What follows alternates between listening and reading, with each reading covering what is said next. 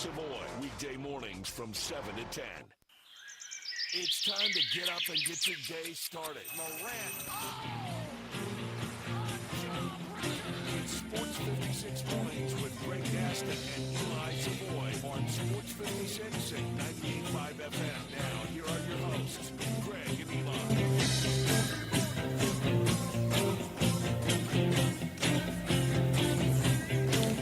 Settle down, we're here. We hope you're doing well. Happy hump day. Welcome into Sports 56 Mornings. One day to go until the little ghosts and goblins attack your homes for candy. That's what they do. Should be a fun night. Should be, hopefully, weather-wise, I want to get to that in a second. Could have some rain tomorrow. We haven't had rain seemingly weeks. In fact, literally weeks. Greg Gaston, Eli Savoy, Elijah Seegers with you today here on this Wednesday, October 30th, 2024 edition of Sports 56 Mornings. We are in the Family Leisure Studios. Family Leisure, where family and fun come together. The world's biggest spa sale going on. I got a feeling it's only for a few more days. It's been going on for a long, long time. Hopefully you've taken advantage of it. 2120 Whitten Road, just north of I-40. If you have not taken advantage of it, you still have time. Get on over there sometime today. So I mentioned the weather. Today should be very nice. 69 degrees currently. It'll warm up to 84. Got the AC back on in the home. Man, oh man, come on. I want fall weather. But 84 degrees could flirt with a all-time record. Your overnight low into Wednesday morning is 70. That's not really a low, is it? Partly cloudy, but increasing clouds overnight. And then for your Thursday, there's about a 90% chance of rain. So make sure to check out the forecast before bringing the kids out or the kids going out on their own, depending on their age, to trick or treat for Halloween Thursday night. Coming up on the show today, we'll be very busy. We'll talk Grizzlies, who are back in action tonight at home against the Brooklyn Nets. Their first of back-to-back games at home as they'll take on Milwaukee tomorrow night. We'll go around the NBA. The World Series is not over as the Yankees do a little staving. We got some NFL moves that we'll get into before the start of Week 9 tomorrow. And some interesting comments made by the UTSA head football coach Jeff Traylor as the Roadrunners get set to host the Memphis Tigers. Also a prominent name locally and around the association who has announced his retirement. We'll talk about that. At 8:05, Stephen Glass will join us. He's the head coach of Memphis 901 FC. They clinched third place, the top four the last 3 years running. And once again, they will host a first-round match in the playoffs. And that will start Saturday at 1 o'clock as they will host Ocean, make that Orange County. We'll talk to Stephen about the prospects for Memphis 901 FC to make a good run in the postseason. Jerry Palm at 8:25 on college football, maybe sneak in a little college basketball. 1 week from today, actually 1 week from yesterday, will be the first playoff committee rankings that will come out. Happens to be on Election Day as well. At 9:05, we'll talk Grizzlies with DeMichael Cole, and then we talk Memphis Tigers basketball with Parth Upadhyay from the Daily Memphian. That'll be at about 9:25.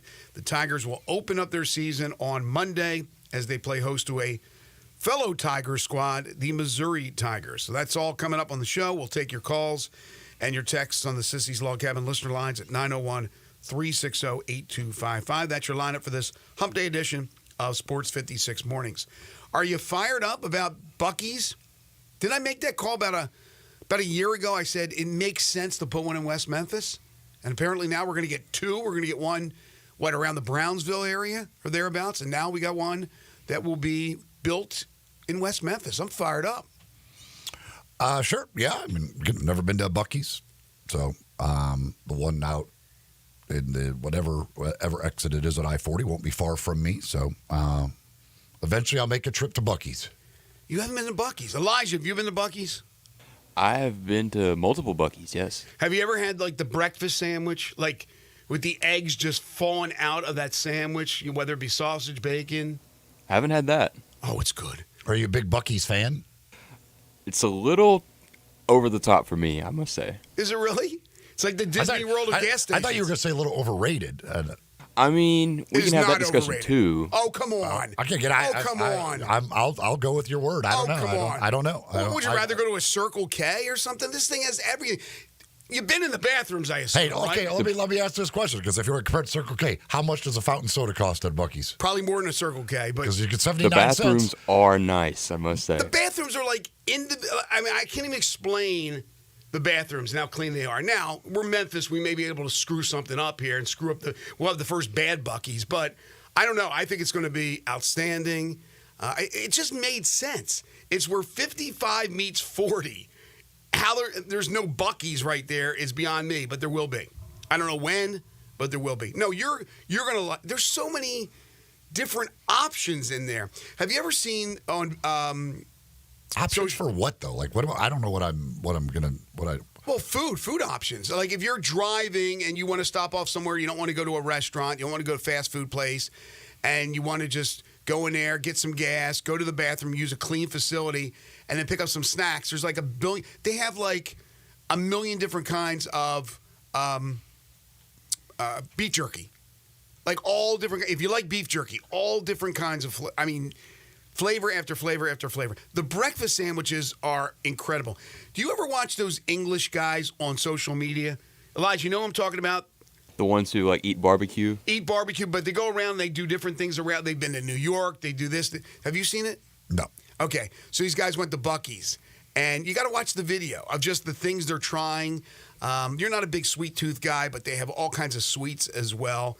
And the kids love it. If you got little kids, they always think it's a great stop to go in there and walk around Buc-ee's and sometimes see actually the mascot for Buc-ee's. I think it's great. Tiger Steve says the brisket is amazing. Great brisket as well. And they're going to employ, did I read like 250 people? That's pretty damn good for basically a convenience store, a stop and go. I think it's great. So another person says the news. Buc-ee's brisket sandwich is undefeated. Look at that. Well, that Fellow Buc-ee lovers. didn't know it was didn't know brisket would have been a top thing on the list at Buc-ee's. I'm dealing with a producer who thinks it's lukewarm. I'm dealing with a co-host who's never been there. So I need these texters. I need my fellow listeners out there who are Buc-ee's I've never fans. seen one. Never been. You've never driven by a Buc-ee's? Never seen one in my life. Wow. Or if I did, if I've driven by one, like I had no idea there was a Buc-ee's there. So I don't know. I'm sure maybe at some point I have driven by one and did not know it. Oh, you would know it. Believe me, you would know it. There's like lines off the interstate sometimes to go to Buc-ee's. All right, so anyway, that's good news. I still love you, Flying J. I went to Love's. Love you too, Pilot. I went to Love's the other I night. ain't got nothing against y'all. I went to Love's the other night on the way back from Huntsville. Loves. Love's was okay. I'm a big fan of all of them. Love's was good until I found Buc-ee's. Quite frankly, My new love. I judge everything by the price of fountain soda. If you can give me a 44-ounce Diet Mountain Dew and I don't have to pay much for it, you're on my list. Hey, because I'm really not buying anything else. I really don't buy anything else at those places. No, I see where you're coming from. I'm like that too. I mean, That's why Circle K is awesome. Circle K, any size for 79 cents, great deal. Love you, Circle K. Shout out Circle K. I will. If I'm like middle of the summer, just play golf or something, got to go get something to drink, I will make sure I try to find a Circle K. And there's the other thing is like when I go into one of those places and like their fountain soda machine is not working, I come close to blowing the place up. Yeah, that's a disaster. Like the thoughts go through my mind of like, what the hell happened here? This is we might have an issue. I might really cause a riot. You know what never happens at Buc-ee's? Those soda machines aren't going down. And if they go down, it's like Augusta. Yeah, but are they going to charge me $250 for it? I don't think so. It's like Augusta National. Piece of dirt like falls out of a piece of paper falls out of your pocket. Like there's somebody there to scoop it up. It's like that at Buc-ee's. It's immaculate. I assume my vision of Buc-ee's is like Boomland, which is it's way better. They don't sell. I don't think they sell fireworks anyway. But for all the misfits, dimwits, halfwits that go into that place, it's still beautiful. It's absolutely beautiful. All the people probably trying to trash the place. It's great. Buc-ee's is great. I love it. So anyway, I think that's good news. Sad news from the entertainment world. I don't know if you are familiar with Terry Garr. Mm-hmm. Yeah, she was a really funny woman, good actress, and not Not too bad. I haven't seen a Bucky's. I've seen her. Not too bad to look at either, back in her prime, but Terry Garr passed away at the age of 79. She was in Tootsie. She was in Young Frankenstein. A bunch of really good movies. Grizzlies tonight, at home against the Brooklyn Nets. Nets could be a little tired. They played a long game last night in Brooklyn against Denver. It went overtime, and they ended up losing to the Nuggets 144 to 139. That doesn't always equate to them playing sluggishly, but the Grizzlies, coming off the disappointing loss against the Bulls on Monday, come in at 2-2. The Nets at 1-2. The Grizzlies have, of course, what would a Grizzlies game be without some injury concerns? But they should beat the Nets. And then tomorrow night the Bucks come to town. But the injury list for the Grizzlies growing a little bit. John Morant, questionable. Missed the game on Monday. John Konchar, questionable. And now Zach Edey's on the list. Welcome to the NBA, Zach. Questionable with calf tightness. Of course, we know that Luke Kennard's still out. Vince Williams is still out. G.G. Jackson's still out. Cam Spencer's still out. Again, what would a game be without the Grizzlies' growing injury list? However, tonight they should be able to beat the Nets coming off the overtime loss. Yeah, the Nets, according to our buddy Evan Barnes, he says that Nick Claxton will not play because he's not playing back-to-backs to start the year. And he played last night, so he will not play tonight for the Nets, so they'll be without one of their better players. So, yes, this is a team that, especially on your home floor, you should be beating. We were talking about this yesterday, the disastrous third quarters, and really against Chicago, a bad fourth quarter as well. Here's the Grizzlies' point differential so far this year. Again, small sample size, 4 games. First quarter, they're outscoring their opponents to the tune of being ranked second in the NBA. So they get out to a quick start. Second best first quarter differential. Second best second quarter differential. So you got to feel pretty good at halftime with the Grizzlies situation. Third quarter, they're dead last. 30th point differential. Fourth quarter, 27th.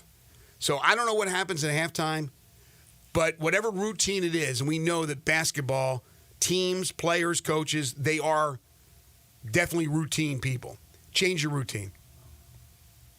Bring in some Bucky sandwiches when they open. Do something. Change your routine. If you're not eating Uncrustables, eat Uncrustables. They're good. They're tasty. Yeah, I don't know. I don't know if this is an adjustment thing that they're doing or not doing, or the other teams are doing, or what. But again, the third quarters especially were a problem last year, and have continued to be a big problem this year. So this isn't just a new thing of, it's just a few games. Well, no, I mean, this was an issue last year. So something. There is something there going on with those third quarters, especially that needs to be figured out one way or another. So, again, tonight, a little after 7:05, approximately, Grizzlies and Nets. Another chance to go see Huff the Magic Dragon, which has become a phenomenon now early in his tenure with the Grizzlies. Looking forward to watching that. And then tomorrow night, Milwaukee, off to a slow start despite Giannis Antetokounmpo and Damian Lillard. One other NBA note, which I neglected to bring up on yesterday's show, but the horrific injury from the day before for Jazz forward Taylor Hendricks, who will be lost for the season after fracturing his right fibula. That's video you probably don't want to go back and watch.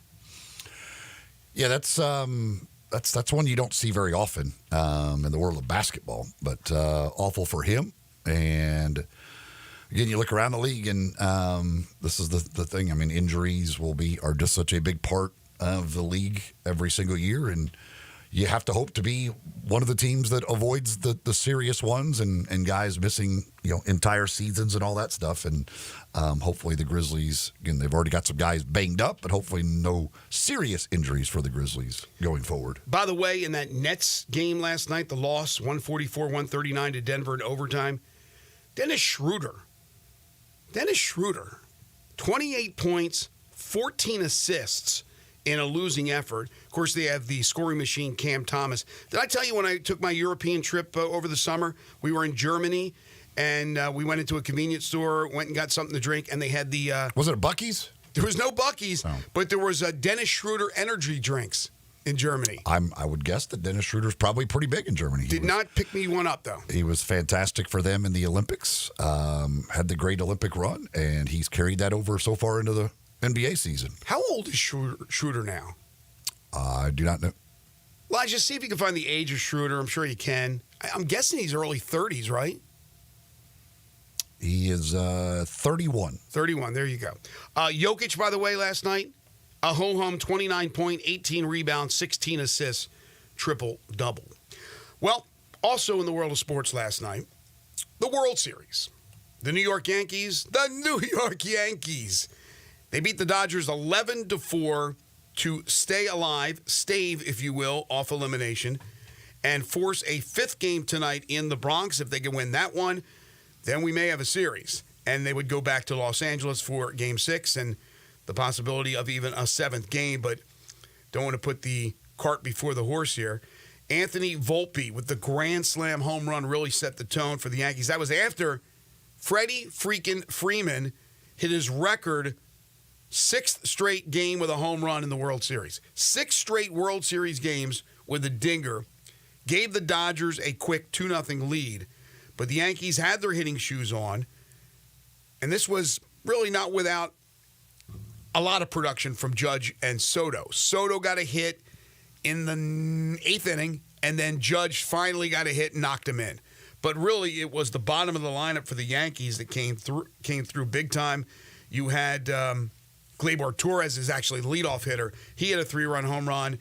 Wells hit a home run. Volpe hit a grand slam.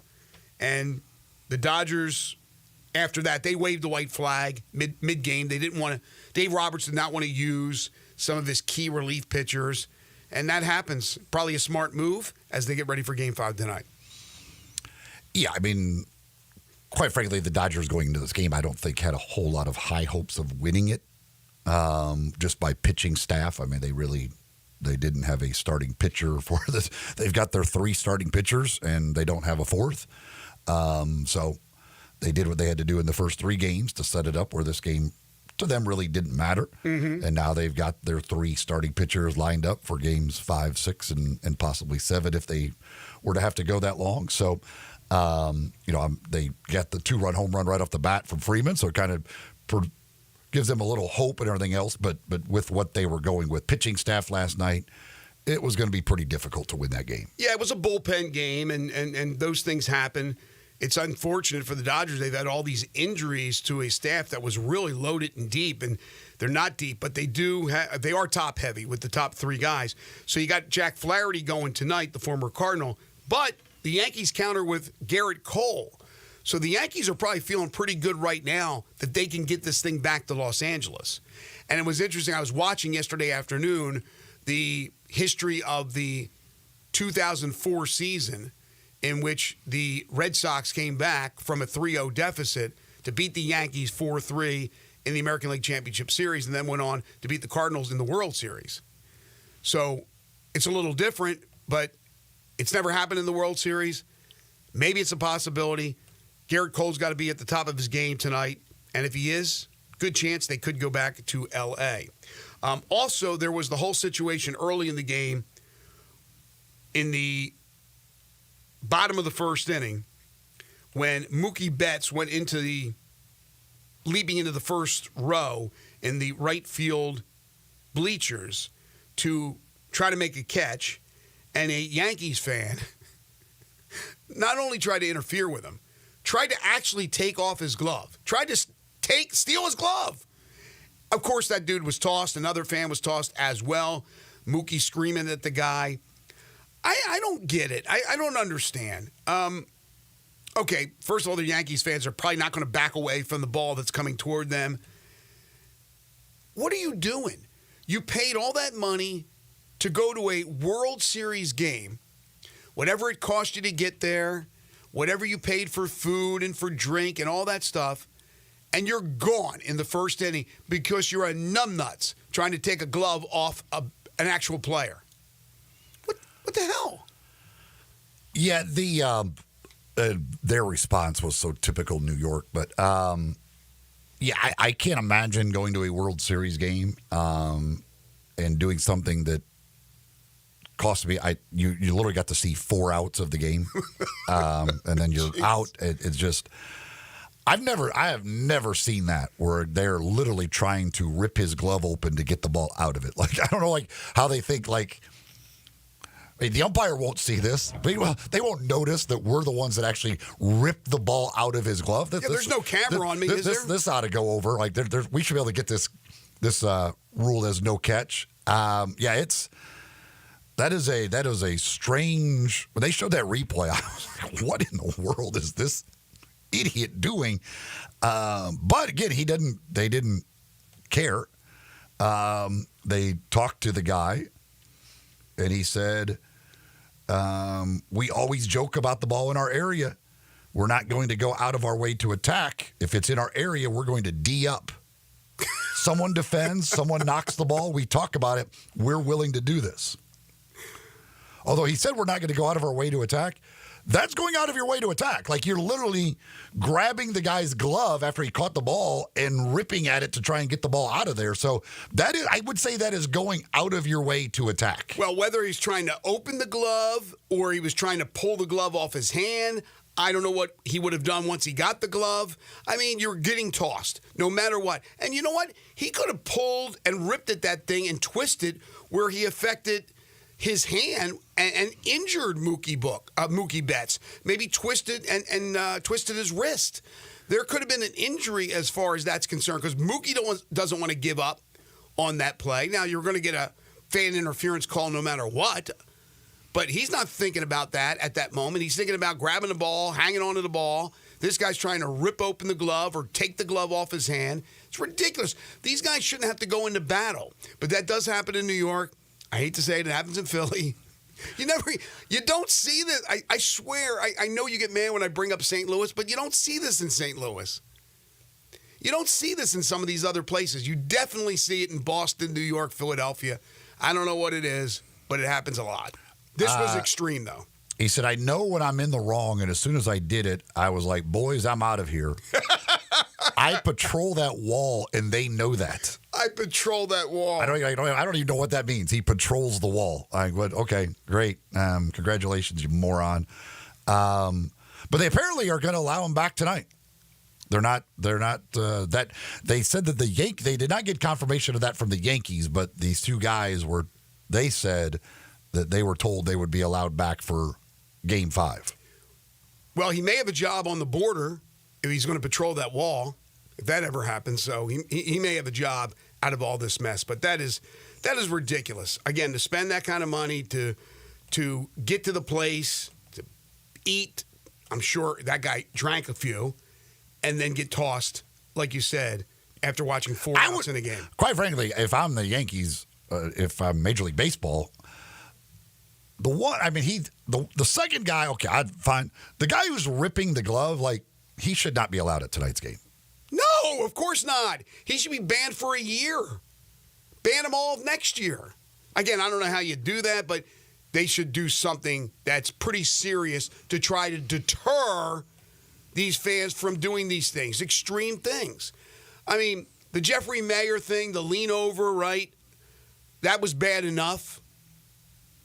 We had the situation the other night with the lean over. One thing's the lean over. It's instincts taking over sometimes. They're still numb nuts. This guy went well beyond.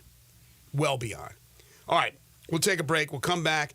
When we come back, I want to talk about the comments made by one Jeff Traylor, the UTSA football coach, as the Roadrunners get set to take on the Memphis Tigers. One other quick note from Major League Baseball. It is reported that Will Venable will be named the Chicago White Sox new skipper. Venable was a coach most recently this past season with the Texas Rangers.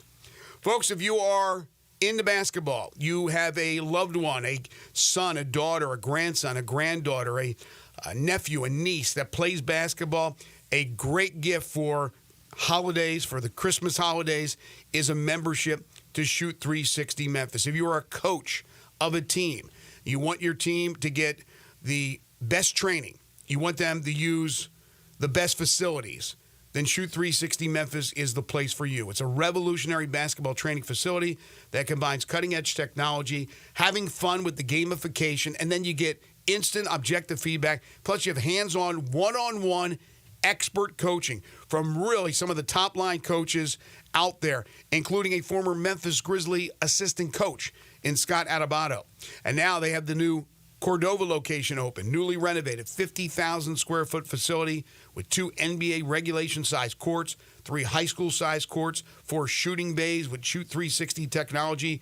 You could ask about leagues and things of that nature. It is just a fun place. If you have not been there and you love the game of basketball, you need to check it out. You can call them in Cordova at 901-779-3176. Set up a tour. Or in Collierville at 901-316-5500. You can become a member of both their facilities. And they do it now monthly, so you're not bogged down with a long-term contract. Month to month. And I guarantee you when you try it out for a month, you're going to fall in love with it.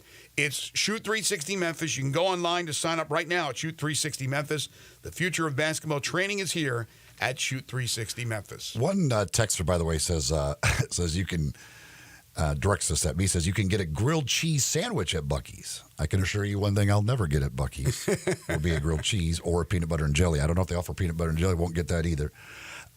Raider Corey says Buc-ee's is just an oversized Love's or Boomland, just cleaner and a little more spacious, but overrated for my taste. Oh, come on, Corey.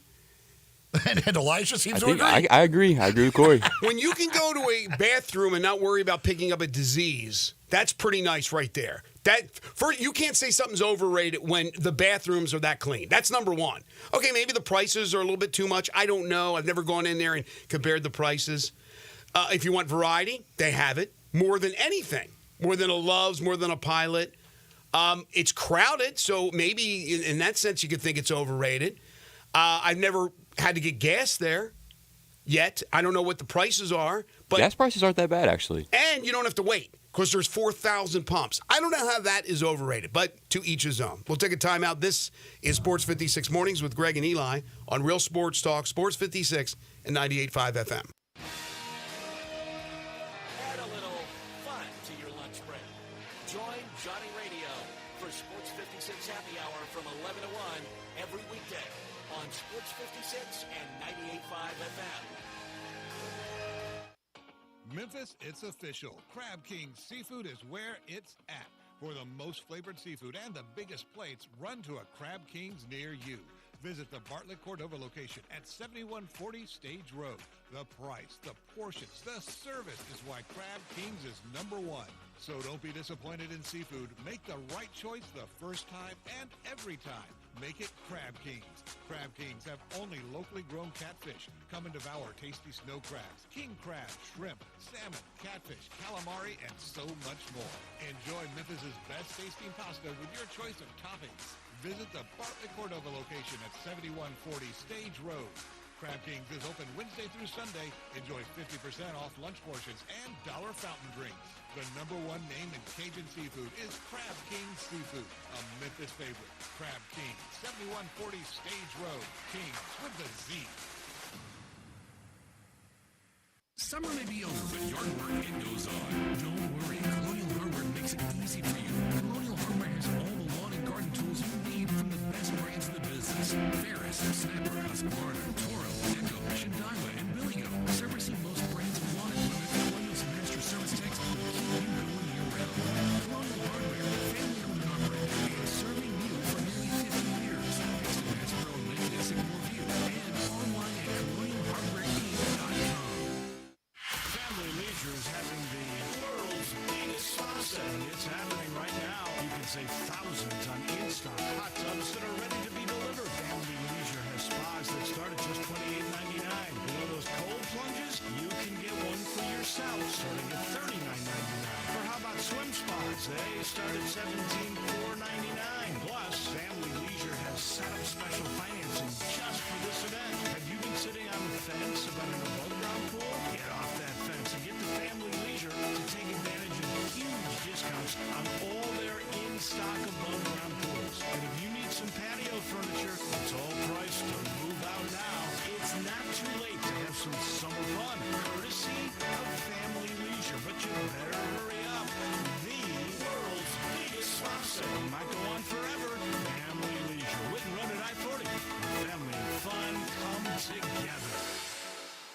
I'm telling you right now, Mid-South, if you're looking for a new ride, give Bobby J a call today at Gossett Kia on the Pike. He's the man with the plan. 41 MPG, Bobby's got it in new 2024 Kia Forte LXS. $233.86 a month, $34.99 due at signing. 2025 Kia Sportage, $269 a month, $34.99 due at signing. And get holiday ready in 2024 Kia. Tell your ride S. $408.62 a month, $39.99 due at signing, all 24-month lease. Plus, you always get peace of mind with Kia's 10-year, 100,000-mile powertrain limited warranty. Call Bobby J. He's ready to put you in your new Kia today. That's Gossett Kia, 1900 Covington Pike, or online, KiaCovingtonPike.com. If you want it, we got it at Gossett Motor Cars. Monthly $650 acquisition fee, 20 cents excess mileage, Forte RE834 938, MSRP 22615, Telluride RG56 3000, MSRP 40805, Sportage S73 40278, MSRP 29135, includes all rebates and incentives. Must finance through Hyundai, excludes tax, title, and license. See dealer for complete details. Offer valid through 10/31/2024 with approved credit. Dealer stock only.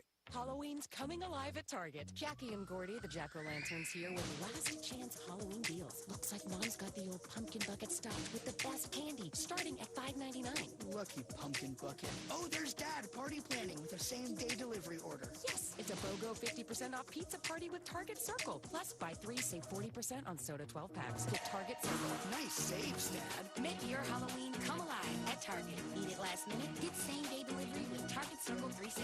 Restrictions apply.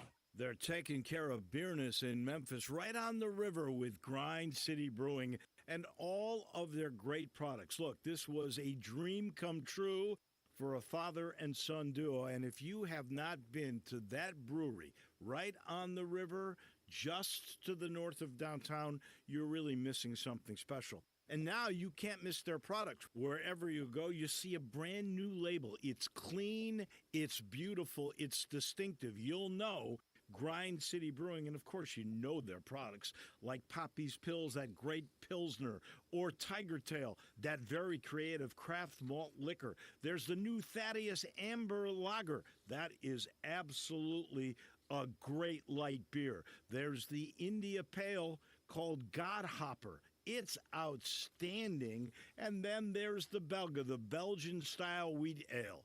They keep bringing hits at Grind City Brewing. Sports 56 traffic. Good morning. An accident involving some injuries getting some attention. 40 westbound at Canada Road. It has really jammed up traffic now, trying to get in from Fayette County into Shelby County on 40 westbound here at Canada Road on this accident involving some injuries. Again, hopefully we can get this back open sooner than later because it's really heavy with rush hour traffic over here on this side of town on 40 westbound at Canada Road. Weimer's Jewelry, 7525 Highway 64 is your full-service, family-owned jewelry store right here in the Memphis area. I'm Commander Chuck with your on-time traffic.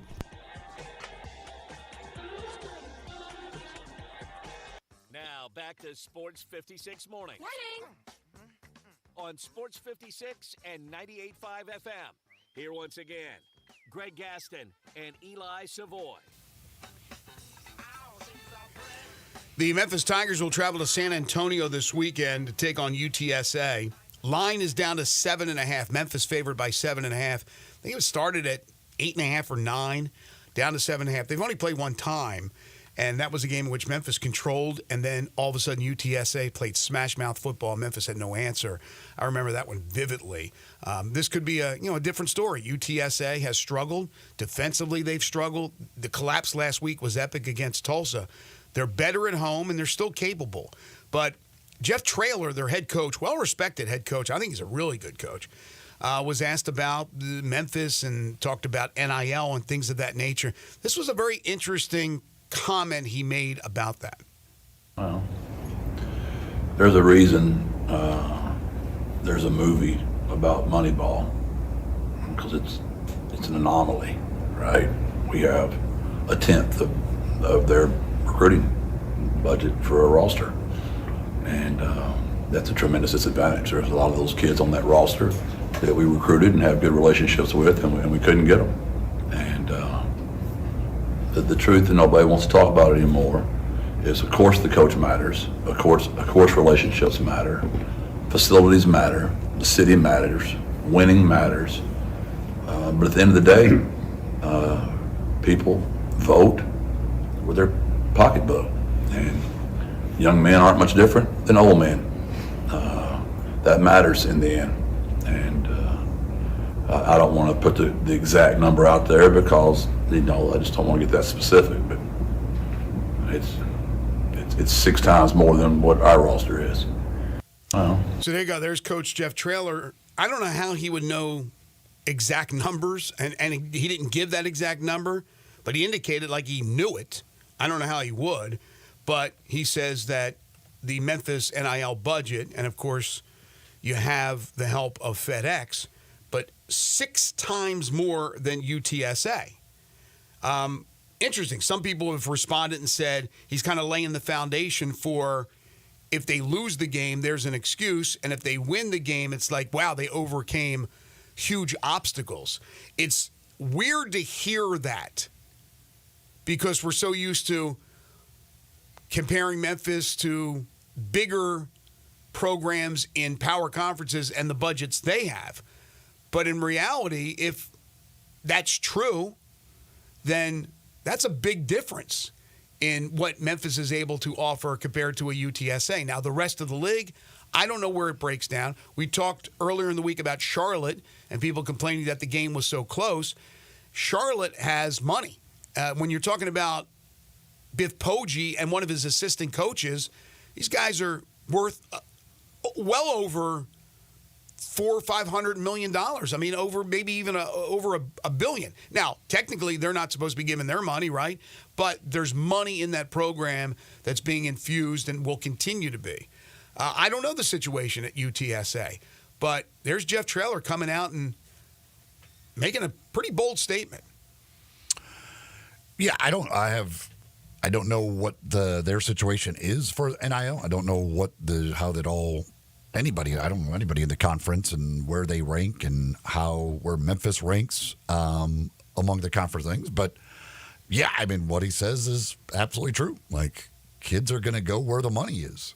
It's you're a chance as a college kid to make money. You're gonna look at those other things, but in the end, money's going to win out.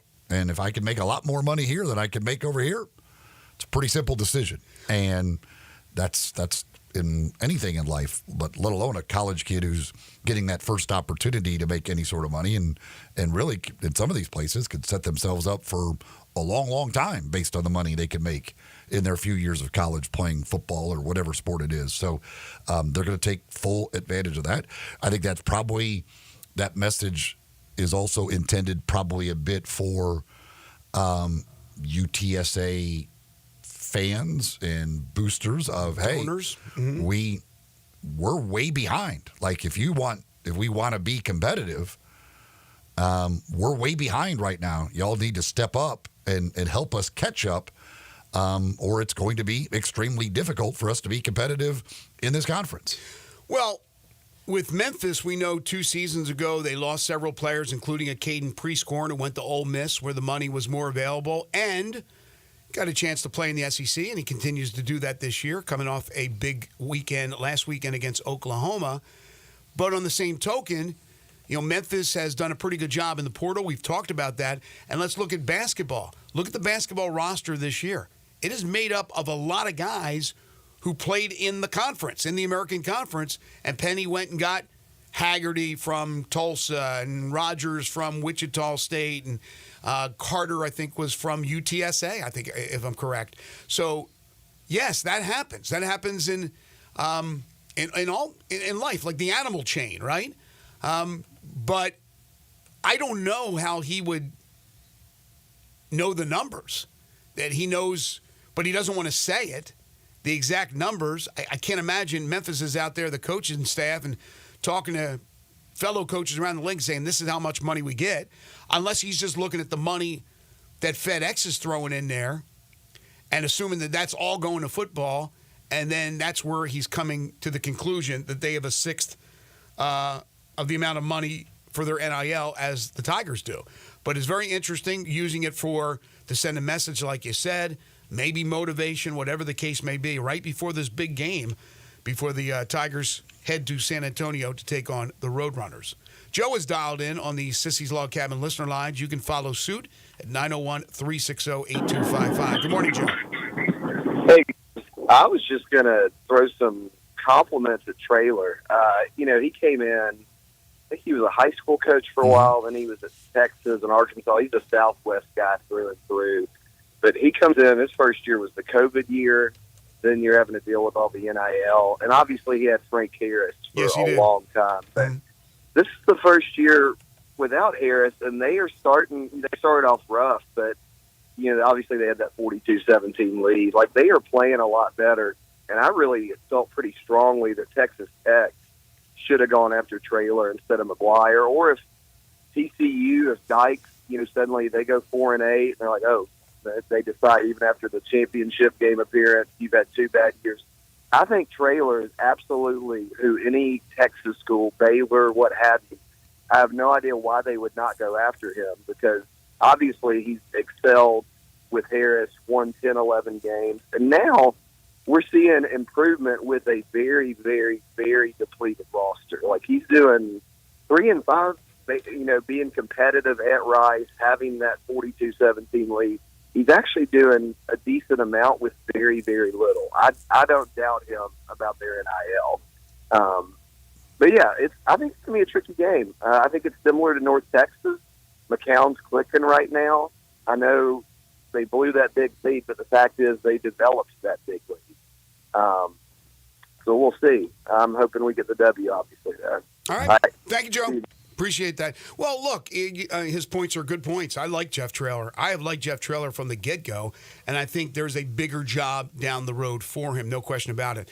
And, yes, they may not have that NIL money, but they've had enough money to find a guy like McCown, that's Josh McCown's son, the former NFL quarterback, to come to UTSA, and he's putting up some big numbers. They may not have enough talent around him, but when you have your quarterback, that's one step in the right direction, and they have a guy who can sling it, no question about it, which, again, brings up the interesting dilemma for Memphis after Seth Hennigan leaves, because you have a couple of guys that are on the roster right now, but you have a young stud in Antoine Hill, friend of the show, who was at the game this past weekend against Charlotte, who's going to get good NIL money and is a big-time recruit, but is he going to be ready right from the get-go to jump in and assume the reins of this team? And if he's not, then what happens? Does he get disgruntled? Do they go out and try to find another quarterback, a veteran, in the portal with this money that we've just talked about, with the comments from Traylor?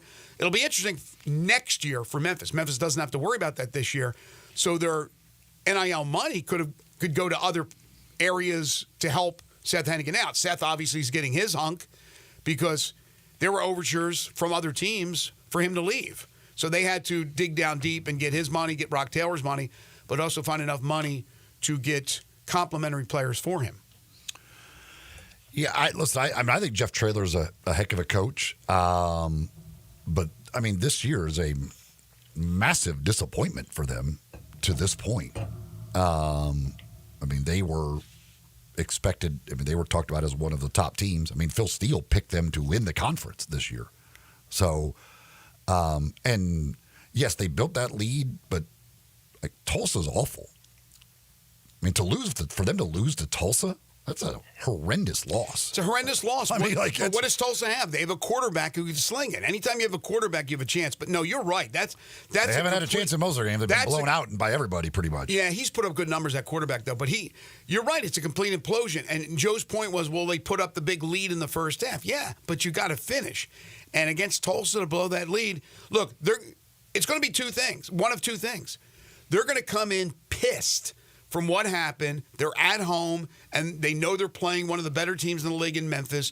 They feel that they have been, at least up until this point, one of the better teams, and they're going to be ready to go. Or these guys mentally are out. They're done after you lose a game like the one you lost last Saturday. But I thought that Traylor. Honestly, I would have thought Traylor would have been gone from there by now. I thought one of those Texas schools would have plucked him away by now. But after this season, the way it looks like it's headed, he's not going to be getting any of those jobs after this season, I don't think. I still think there's a nice job down the road for Jeff Traylor. Now, The one thing they are this year undefeated at home. Now, again, their schedule wasn't very difficult to begin with. And that's one of the reasons Phil Steele picked them to win the conference is because they had the benefit of the schedule. I mean, their 3 wins. Did you not look at Army? The 3 wins that they have at home have been Kennesaw State, Florida Atlantic, and who is this one? I don't even know. Who is this one? Houston Christian. So the undefeated at home, don't let that fool you. You don't walk either. onto the field against Like Houston Christian and beat them every day of the week. I'm telling you. So that's a little deceiving as far as that is. I mean, they've lost to Rice, they've lost to East Carolina. I know, but they were you know blown what? out by Texas State. They will be ready to go on Saturday against Memphis. Just doesn't play those type of games where they blow out these teams in league play. It just doesn't. And that's happen. why the fans are upset. Right. I understand to a certain extent, and I'm not going to go down that avenue again. I do understand the plight of the fan if they blow those games, but they still win those games. It'll be a different story on Monday if that happens against UTSA. East Coast Wings and Grill, if you're wanting to go watch the Tiger game this weekend or watch any games, of course, tonight, another World Series game, Grizzlies in action. If you're not going down to that Grizzlies game, those, of course, will be on over at East Coast Wings and Grill. College football as well. All the games are always on over at East Coast Wings and Grill, and you can always enjoy great food and great drink while watching those games at East Coast Wings and Grill. From the great wings to their great burgers and flatbreads, other sandwiches, salads, all kinds of great things on the menu. Always some new stuff being added to that menu as well. Plus the 24 draft beers. You got happy hour from 3:30 until 6:30 where you get 2 for 1 on the draft beers and other specials that you can take advantage of. East Coast Wings and Grill located in Bartlett, just off Highway 64, right between Lowe's and Walmart. Kate Hyde Boulevard runs right between the two of those. That's where you'll find East Coast Wings. When we come back, final segment, hour number 1, we got some NFL transactions to talk about, and a former Memphis Grizzly calls it a career. This is Sports 56 Mornings with Greg and Eli on Real Sports Talk, Sports 56 and 98.5 FM.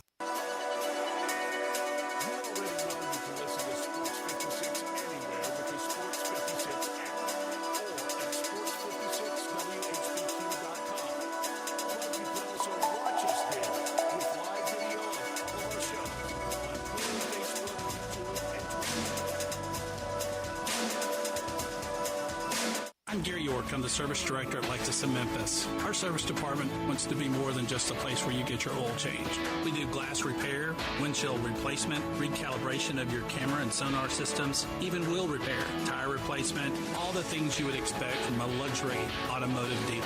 Please check out our website. You can schedule your appointment, check out our specials, hours of operation, or if you'd like to do it in person, please reach out to one of our associates at 901-271-5199.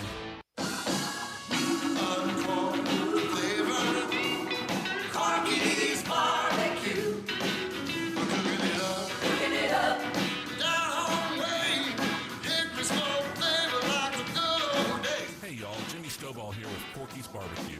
With over 175,000 cars served in our drive-thru, 4,000 online pickup orders, and 1,500 party packs delivered to offices and events every year, Porky's is your trusted go-to barbecue for parties. Our party packs start at just $6.99 per person. You can choose 1, 2, or 3 meat combos, pick your favorite sides, and as you know, Porky's always gives you plenty of food so you never worry about running out. Whether it's pickup or delivery, we've got you covered. Porky's makes it easy to impress your guests. Visit Corky'sBBQ.com to order for your next gathering today.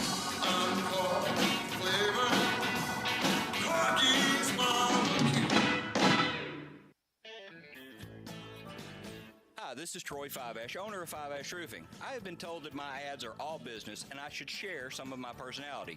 Okay, I love tongue twisters, like the one about the terrific tasting toast by Taste Tester Toaster, or Big Black Bugs, Bleed Blue Blood, and of course Sally and her seashells. Or of course the ever-present I'm a mother pheasant plucker, I pluck mother pheasants. Okay, enough of that. If you want an honest, fair, reasonable roofing, siding, or gutter estimate, call Five-Ash Roofing at 367-0050. That's exactly what you'll get. No empty promises, no high-pressure sales tactics, and no fast-talking salesman trying to convince you that today and only today is the best day for you to get a new roof. For the record, the best day to get a new roof is when you're ready for one. 5-Ash Roofing, fair, honest, and ethical. 367-0050 or memphisroofer.com. 5-Ash Roofing, it's what we do. We're here for you. For life's spectacular moments, only a real diamond will do. At Sissy's Log Cabin, you'll discover a brilliant selection of natural diamonds, along with our promise of unmatched quality and service. The only real diamond is a natural diamond from Sissy's. Find yours when you stop by any of our 6 locations or shop online at sissyslogcabin.com. Discover the natural diamond of your dreams only at Sissy's Log Cabin, because life's too short for ordinary jewelry. All 24-month lease, $650 acquisition fee, 20 cents excess mileage, Forte RE 834-938, MSRP 22,615, Telluride RG 56-3000, MSRP 40,805, Sportage S73 40278, MSRP 29,135, includes all rebates and incentives, must finance through Hyundai, excludes tax title and license, see dealer for complete details, offer valid through 10/31/2024 with approved credit, dealer stock only. Hey, Jeff Allen, are you ready to give the Mid-South your best deal ever at Gossett Kia South on Mount Moriah? I'm always ready, Randy. Gas prices got you down? How about 41 MPG highway in a 2024 Kia Forte LXS at $233.86 a month? $34.99 do it signing. 2025 Kia Sport is $269 per month. $34.99 do it signing. And get ready for the holidays and hit the road in a 2024 Kia Telluride S, $408.62 per month. $39.99 do it signing. All 24-month lease. Plus, all those bad boys come with a 10-year, 100,000-mile powertrain limited warranty. So whether you live in Horn Lake, South Haven, Olive Branch, or Memphis, you'll be happy at Gossett Kia on Mount Moriah. Or online anytime at KiaMountMoriah.com. Now back to Sports 56 Mornings. Good morning on Sports 56 and 98.5 FM. Here once again, Greg Gaston and Eli Savoy. Welcome back, everyone. I just saw this, Eli. This is comical. On Tuesday's edition of Run It Back on FanDuel TV, which I've never heard of, the cast conducted one of the strangest interviews of the NBA season to date with Grizzlies forward G.G. Jackson. I'm reading this verbatim.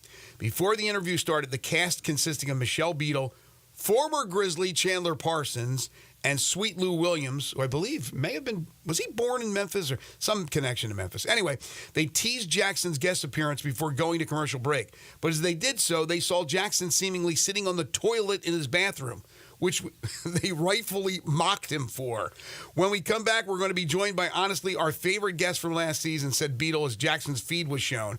Are you in the bathroom, man? Is that the best spot you could find, sitting on the toilet? Added Williams. Beadle added, this is already the best interview. So they come back from the commercial. He changes the location, and he tells them, when they finally unmute his microphone, that his mother and father contacted him to tell him to get out of the bathroom and find a better place to do the interview. Is that comical or what? First of all, I never heard of that show right there. But, yeah, Chandler Parsons, former Grizzly, interviewing current Grizzly G.G. Jackson. Speaking of former Grizzlies, Rudy Gay announced his retirement yesterday officially. He had not played in the NBA since the 22-23 season, but after 17 years, he is calling it quits. He was picked number 8 overall by the Rockets in the 2005 draft, then traded to the Grizzlies. You remember who he was traded for? That was Shane Battier trade. That was the Battier trade? That was Shane that went that way. He ranks 5th in points in Grizzlies history, 4th in minutes played, 4th in games played. But he is never looked at as one of the greats. Shouldn't he be?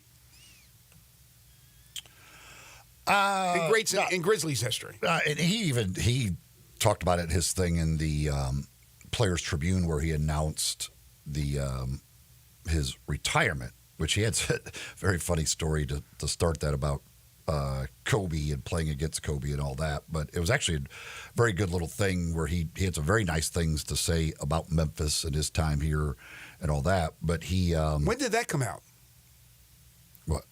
Was this yesterday? Yeah, this was his announcement of his retirement. Yeah, I didn't see the full announcement. I just saw the reaction about Rudy's his history, his tenure in the NBA. Where I'm trying to find the thing that he had said about Memphis, and he talks about Jim Calhoun, and he talks about a lot of people who influenced him and all that stuff. Mike Miller was a guy that he credited. Damon Stoudemire from his time here in Memphis were a couple of the guys that he credited for that. Dang it, I got to find this. Do you think, while you're looking for that, do you think down the road there's any chance a Mike Miller or a Rudy Gay would have their number retired? Do you believe it's just going to be the core four? And I assume Powell eventually will get his number retired. I don't think Rudy will, no. I would say maybe Mike, but I don't know. He said one thing about Memphis, those fans, they love to see the players they cheer for out and about town. Like, they really want to see you. You can't be one of those hermit crab type dudes, the we never see him anywhere types, and be playing in Memphis. It just won't work. They need you to be out there with them, walking and eating and running errands. And if you can hang in that way, those people will show you more love than you could ever imagine. It may not be for everyone, but I absolutely loved it, all of it. I love being a part of that whole vibe. Yeah, there's certainly a truth to that. He says, unfortunately, trades happen. Look, I'm no dummy. I know the deal. I know I get a lot of flack for the Grizzlies having a run of success after trading me, but all I can tell you is that I'm proud of what I contributed toward the rise of that team back then, and I hope everyone there knows how much I love being a Memphis Grizzly. That's great. I think he's beloved for the most part, Rudy Gay. I think he's one of those players. But again, when they look back at historically the greats, his name never comes up. But I just rattled off some of the statistics. He never lived up to what people thought he was going to be. Because if you look at him with his size, athleticism, and everything else, like he was a freak. And so he even admitted, he said like his career didn't go the way he expected and all these things, but he was what, you last 17 years in the NBA is pretty solid. He played that long in the NBA. Right. He had a very good career, made a ton of money, but yeah, I think coming in there was more expected out of him just because of his size, athleticism, and just pure physical abilities were off the charts. No question about it. Quick NFL notes. The Ravens acquire wide receiver Deontay Johnson from Carolina, so yet another weapon for Lamar Jackson. Stephon Diggs, unfortunately, torn ACL, lost for the season for the Houston Texans, so C.J. Stroud loses one of his weapons, and the Colts decide to bench Anthony Richardson. They will start Joe Flacco this week as the Colts will take on the Minnesota Vikings. There's always that question about a team developing a player, especially at the quarterback position, as opposed to winning right away. If you have the option to win right away and it does not include that guy, you win right away. No question in my mind. That's the bottom line. You win right away. And they had a chance. They could have beaten Houston. They didn't get it done. Richardson then, with the play that he took off, is not sitting well. He's still, for now, the quarterback of the future. It's not like he's going to be in the doghouse forever. But right now, they're going to give it to Joe Flacco and see what they can do. All right, we'll take a timeout. We know what we need to do. Let's take a quick break and then come back for hour number 2. We got a lot of great guests coming up. Stephen Glass, the head coach of 901 FC. They have the big playoff opener Saturday against Orange County. We'll talk to him at 8:05. Jerry Palm on college football, his latest projections for the playoff and the bowls. That's at 8:25. The Michael Cole on the Grizzlies at 9:05. They host the Nets tonight. And then at 9:25, we'll talk Memphis Tigers basketball with Parth Upadhyay. You're tuned into Sports 56 Mornings with Greg and Eli on Real Sports Talk, Sports 56, 98.5 FM.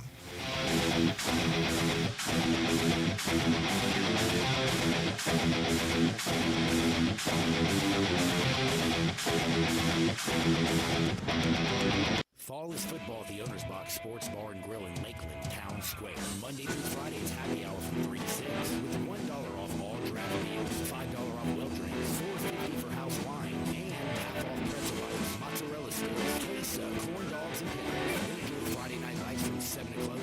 Dine in and buy 12 wings and get 5 regular wings for free. Come watch college football and every pro game on the weekend. All at the Owner's Box Sports Bar and Grill in Lakeland, Town Square. Highway 70, fall is football. The holidays holidays are almost here again, and whether it's Thanksgiving, Christmas, or New Year's, I've sold homes on all of them and even more. This is Sheldon Rosengarten with Mark's Bensdorf Realtors, and find that many people do move during this time of year. Being involved with a major relocation network, we see a lot of people moving into the Memphis area as the holiday season doesn't stop them, nor does it stop people who are just now beginning to start their home search. A couple of things you should remember. Waiting until spring when the azaleas bloom, so do the real estate signs, which means more competition. Before you list your home with someone, you should always talk to 2 to 3 real estate brokers and just make sure that I am one of them. Find out why they say that when you want the job done, call Sheldon. And yes, I may be the worst golfer in town, but I have a highly successful strategic marketing program that gets it done. Call or email me at 483-0546 or memphisrelocate.com. That's Shell Dunn at 483-0546 or memphisrelocate.com. At Jason's Deli, when you're dining in or picking up curbside, you can expect wholesome food and no surprises. Just delicious sandwiches, crisp salads, and quick quality meals made with the freshest ingredients and no artificial trans fats, MSG, high fructose corn syrup, or artificial colors and dyes. Around here, a lot of thought goes into what we put into our food and what we take out of it. Because you're not just taking the bite, you're getting a taste of who we are. New items are constantly being created to expand our menu for all tastes and special diets with vegan and gluten-free options available. Convenience and on-time delivery you can count on. It's just a click away at jasonsdeli.com. So whether you need to feed 5 people or 5,000, the team at Jason's Deli, they have the credentials and the commitment to keep you satisfied. Freshness is nearby at Jason's Deli, locations at Ridgeway and Park Place Center, Poplar and Highland, Germantown Road in Cordova, and on Goodman Road in Olive Branch. Jason's Deli is wholesome food and no surprises. It's time to get loud for your Memphis Grizzlies tonight at 7 p.m. when Ja, Jaron, Dez, and the rest of your Grizz host the Brooklyn Nets on Civic Engagement Night. Arrive early as the first 3,000 will receive a hashtag GrizzVote spin. Secure your tickets today at Grizzlies.com. Sports 56 traffic.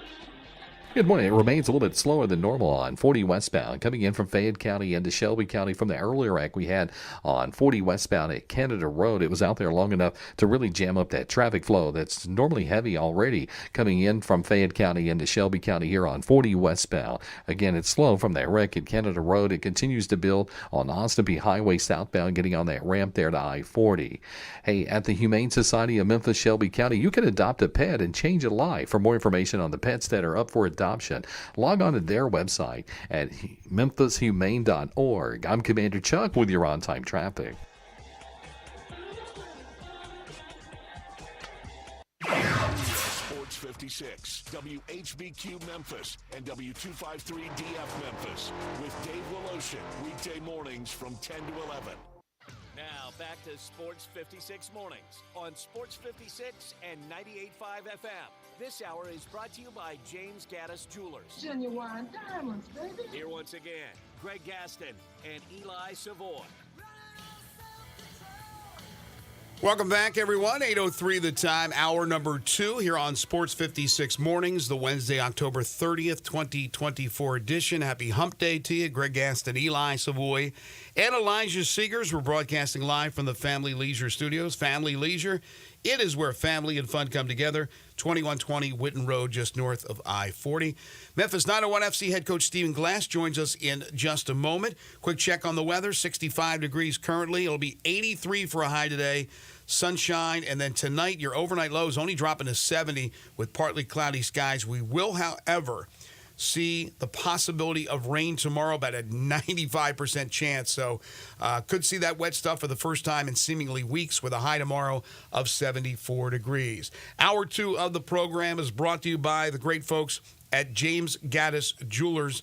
And look, they have the biggest selection of engagement rings in the Mid-South. So if you are going to pop the question this holiday season, you need to check out the fine jewelry, the fine engagement rings, the wedding rings, the personally designed wedding sets at James Gaddis Jewelers. They have the best prices on GIA certified diamonds to fit any budget. But not just engagement rings. If you're looking for a beautiful piece of jewelry for a loved one during the holidays are coming up so rapidly, you need to check out James Gaddis Jewelers. Family owned and operated for over 60 years in Memphis and nearly 40 years on Poplar Avenue. So make sure to go see them at 4900 Poplar, right between Mendenhall and St. Nick, on the web at gaddisjewelers.com. It's James Gaddis Jeweler, second hour sponsor of Sports 56 Mornings.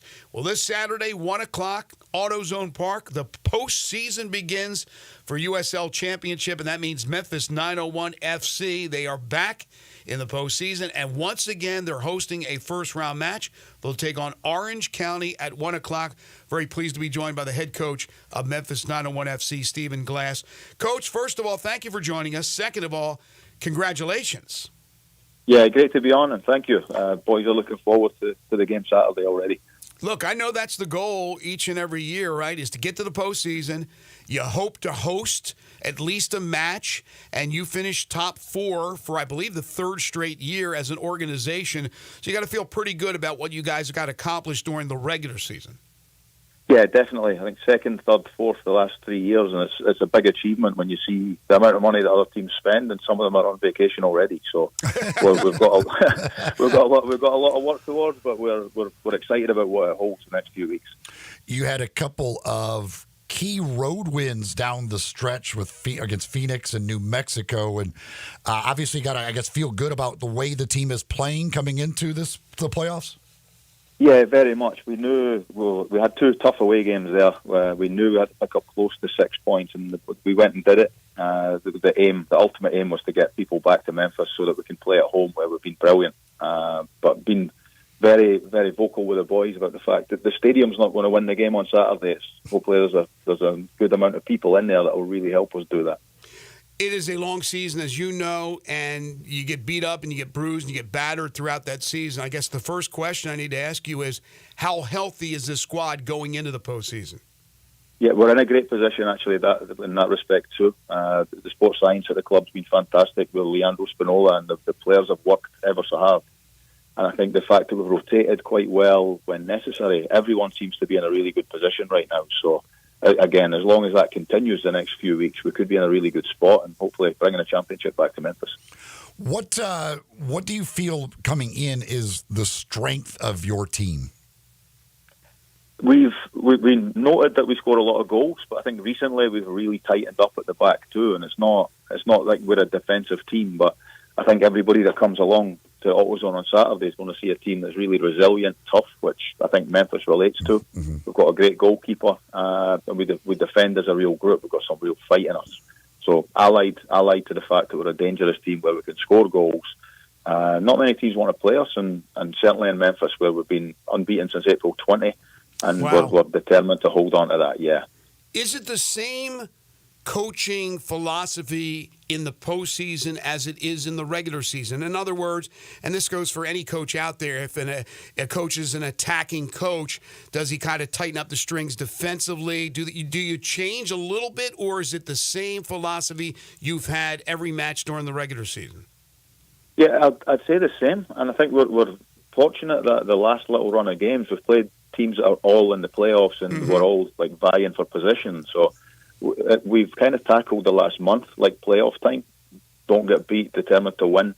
And I think, again, if we can keep doing what we're doing, and some of it's keeping the players relaxed. You know, we've not changed much this week at all, so that it's just the same thing. I think if we perform and the performance level's right, we give ourselves a great opportunity to win. So part of my job this week is keeping the players on a level where they just go and do their jobs and believe that we're better than the other team and see where it lands us. And I think it'll land us in a good spot.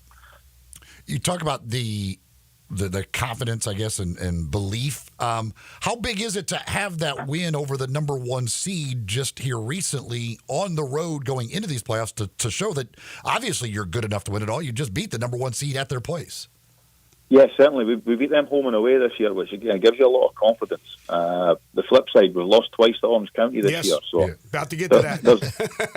Leave that. There's always something on it for us, and we always seem to find the motivation. The group's really got some spirit about it, which is why I think if people come along Saturday, they're going to like what they see. So there's always been something on it for us, but we knew going in on Saturday night we had to win. If we didn't win, we were going on the road again. And the determination to come back here, you could feel it in the group. You could feel how happy they were after. which again we need to make sure that they don't think the job was done the last couple of weeks. It's the job kind of starts now, so that's a big focus for us. But I feel like the group are hungry and determined and focused. Memphis 901 FC head coach Stephen Glass joining us on the Sissy's Log Cabin guest lines. All right, so let's talk about OC. Back on April 6th in Memphis, they got you 2-0. Then on July 6th, out there in California, they got you 4-1. So they've outscored you 6-1. Why? Yep. Why did that happen? What's been the difference in those two matches that you need to fix for this one? I'd say the first game probably didn't deserve to get beat, gave up two really poor goals, so in that respect you do, but so that was kind of a 50-50 game. On the road, one of our worst performances of the year. We didn't start the game well. They were pretty determined. They celebrated after the game like they'd won the World Cup. It was kind of eye-opening. But it shows you what people think of Memphis as well when they're celebrating like that when they beat us. But things like that, players remember things like that too. So I think it's almost not a bad thing coming in against a team that we've not beaten this year. There's going to be zero complacency from our group and a real determination. So they've changed manager. They've interesting note, they had a manager, a Danish one. Then an English guy took over because he went back to Denmark, and then the guy who was his assistant is now the new interim. So 3 different coaches. In season? Coming in in the same season? Yes. When they go to the playoffs? Yeah. Wow. Yeah. They've had a good spell recently too, to be fair. So they've picked up a little bit. The coach that's the coach now was the coach at Phoenix when they came to town. So he lost the job at Phoenix, and then he's managed to went as the assistant over there, and then now he's the interim when the actual interim left. So strange things going on over there, but they're a dangerous animal, but I think not as dangerous as us. Yeah, musical chairs with the coaching staff. All right, so there's the old saying. I don't know if you know this saying, if you do, if you believe in this saying, but it's hard in any sport to beat a team 3 times if you play them 3 times in the season. Have you heard that before? Yes, I have. I'm hoping it's correct this time and incorrect when we go and beat someone 3 times.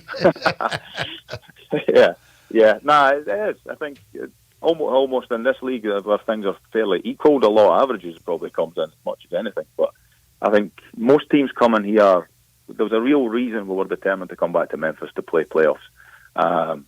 We believe we can beat anyone here, and again, it's not a given that you're going to win, but we feel like we've given ourselves a real opportunity with hopefully a vocal crowd behind us and the way we've been playing at home too. So what will be the keys in this game to make sure it is the different outcome from the first 2? I think doing what we do, if we do our jobs well. I think, again, our team has been very dangerous going forward. We've scored a lot of goals early. We've been pretty dangerous in terms of making opportunities, scoring opportunities, and we don't give up a lot of shots. We're one of the best in the league at not giving up shots and opportunities. And when we do, we've got a brilliant goalkeeper. So I think just boys doing their jobs on the night or on the afternoon, and I really do think that a big vocal backing will help us. And I think the 1 p.m. start might be a big thing for that too, because sometimes you hear it's Saturday evenings, it's downtown, people are thinking they don't go, but then Saturday afternoon, 1 p.m., weather's going to be beautiful, there's nothing else on in the city. Let's come and get behind the Memphis team that are representing the city really well. Well said. Personnel for every team changes throughout the course of the year, whatever it may be. Players come and players go, and you made your share of moves. I would imagine the roster's a lot different from that April 6th match, maybe even from the July 6th match. But right now, you got to feel pretty good about the moves that you guys were able to make during the season. Yeah, definitely. We put together a good group in the first place. We've added 1 or 2 here and there. But I think the biggest strength is the fact that all the players have actually played and had opportunities. So I think if I put any one of the 19, 20 on the field on Saturday, the other lads wouldn't be thinking, why is he playing? So I think that's a real strength of our group. It's brought a togetherness and a real sort of fostered the spirit that everyone's in this, because everyone will share the success if there is success. Do you have to keep them at an even keel, or and not allow them to get too excited about the postseason? Is that on you, or is that on them? A bit of both, I think. I think you almost, as a coach or manager, you're going to reflect off what you see in the group. And I think I feel a group that's driven right now and they're focused they're not overexcited, because we've been talking about opportunity all season to them. And I think they believe it. I could feel that they believe it, but I think that the keeping them even is going to be, you don't almost play the game before Saturday night comes. So it's important that we just do our jobs. We work the way we've been working every week, and then we're best prepared to go on Saturday. And if the performance level is where it should be for a group like ours, then I think we come out on the right side of the result. I know you're not worried about 25. You're worried about 24. But if I read it correctly, you signed an extension in August for 25, so you'll be back? Yes. Yeah, my contract nice. goes till next year. So, yeah, I'll be back here again, hoping that we can build on the success, because before I got here, the club started doing well, and I think we've managed to build it. It's sustainable, because I think you look at other teams too. They finish first, they finish eighth. They don't make playoffs, but for 3 years in a row to be top four for a club like us, it shows what the staff have done and built. So I think people have done very, very well here, and it would be brilliant again if people come and get behind us, because it could really grow the sport in this city. Exactly. Consistency there, continuity with the coach. You're not doing the musical coaching chairs like the other squad. And as coach said, and there's probably people out there right now, they're getting into the basketball mode. We got the World Series going on. We obviously have football, but this kind of football, soccer, is happening on Saturday, 1 o'clock, as Coach said. I think that's a perfect time to get a big crowd out there. Hopefully, you're able to support this team, and they can get a dub, stop that losing streak against OC, and get the win and move on in the USL Championship. Coach, we always appreciate you joining us. Thank you so much. Best of luck. Hopefully, we're talking to you down the road about a championship. Okay, hopefully we are. I'll speak to you next week if we can. That would be great. Sounds great. Thanks, Coach. All right, great. Thanks, guys. Thank you. Stephen Glass, he's the head coach of Memphis 901 FC. I just don't know if they've promoted it, to be honest with you. This is our part, and, of course, we like having Stephen on, but, people listening right now, some of you are probably like, oh, they're playing a soccer playoff game this Saturday? They are. And it's a fun team. It's a fun time out if you've never been.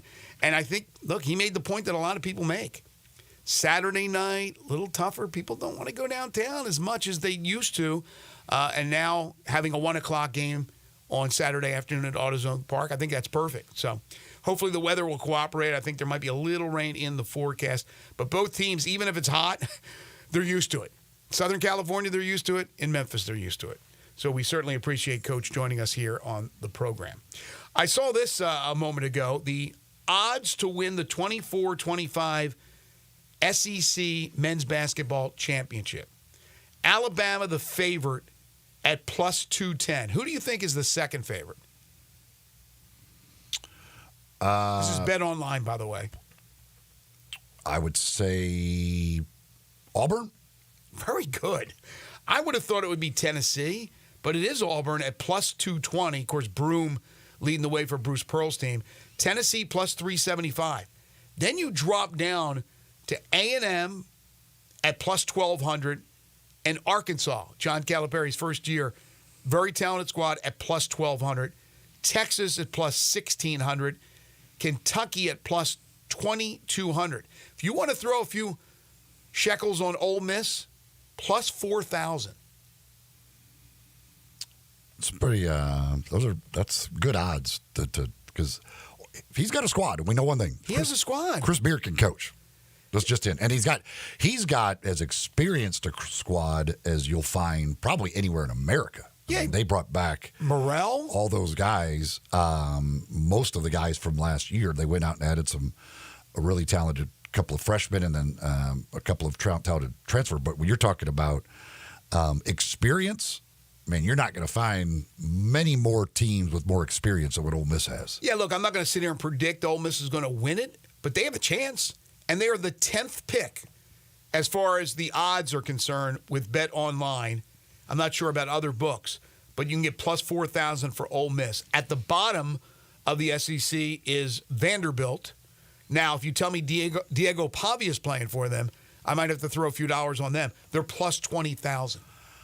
The SEC is deep as heck, man. I mean, that is a really, really good league this year. I mean, they have 9 teams in the top 25 in the AP poll. And I didn't count the total of the coaches poll. It is as far as basketball goes, that league over the last few years has upped its level, and it's going to be a battle within that conference this year. Oh, there's no question about it. And a lot of eyes will be on Arkansas because there's going to be less pressure on Calipari. Sure, Arkansas fans want to win a championship, but they're not as delusional as Kentucky fans. And so it was tough. Not that Cal shouldn't have won more than one championship. He should have. But maybe a little, I don't want to say under the radar. Nothing's under the radar with Cal. But a little bit less exposure than you get at Kentucky. Who knows? Maybe Arkansas is the team. But Alabama, I saw them firsthand, even with the players that were injured, their studs that were injured. When you have a Mark Sears leading the way, they're really, really good. Auburn, we talked about Tennessee. It's all about Zakai Ziegler, in my opinion. We saw in that exhibition game when he was off the floor, they dominated them.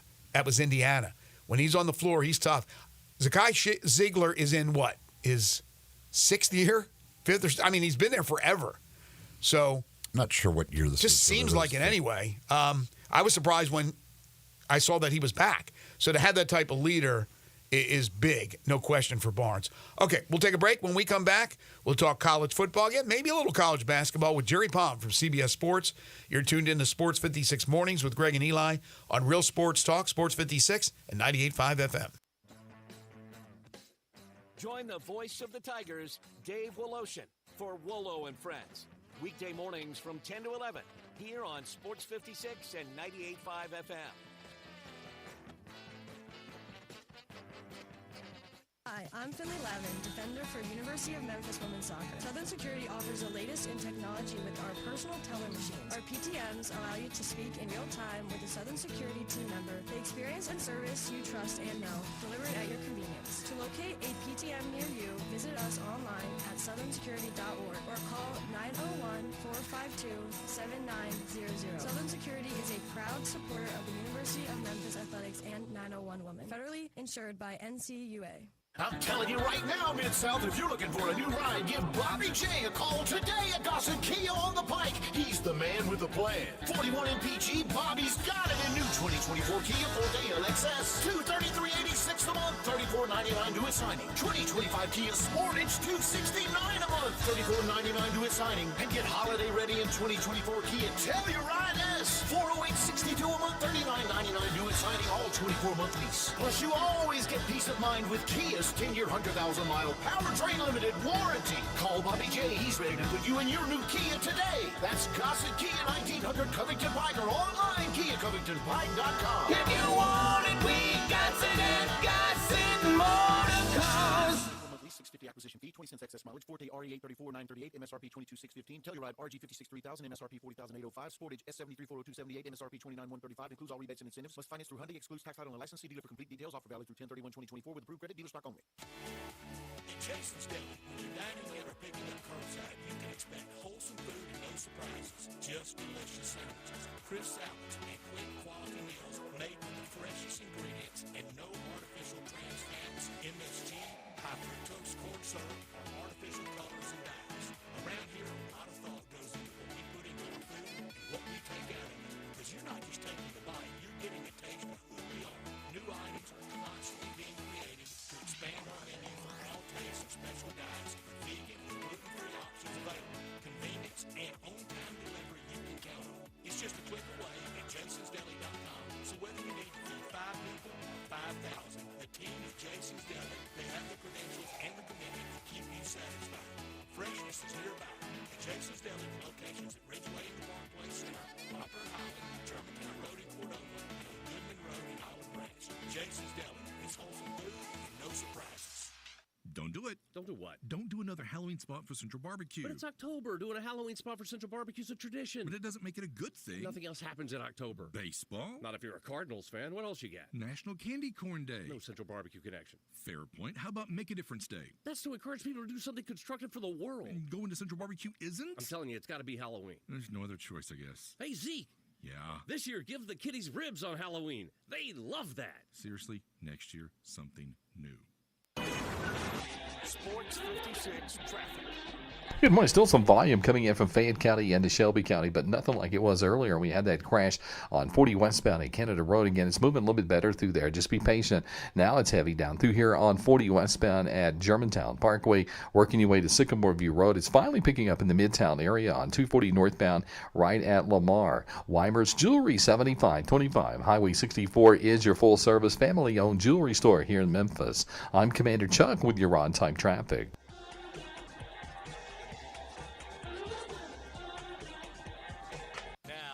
Sports 56 mornings on Sports 56 and 98.5 FM. This hour is brought to you by James Gaddis Jewelers. Diamonds are forever. Here once again, Greg Gaston and Eli Savoy.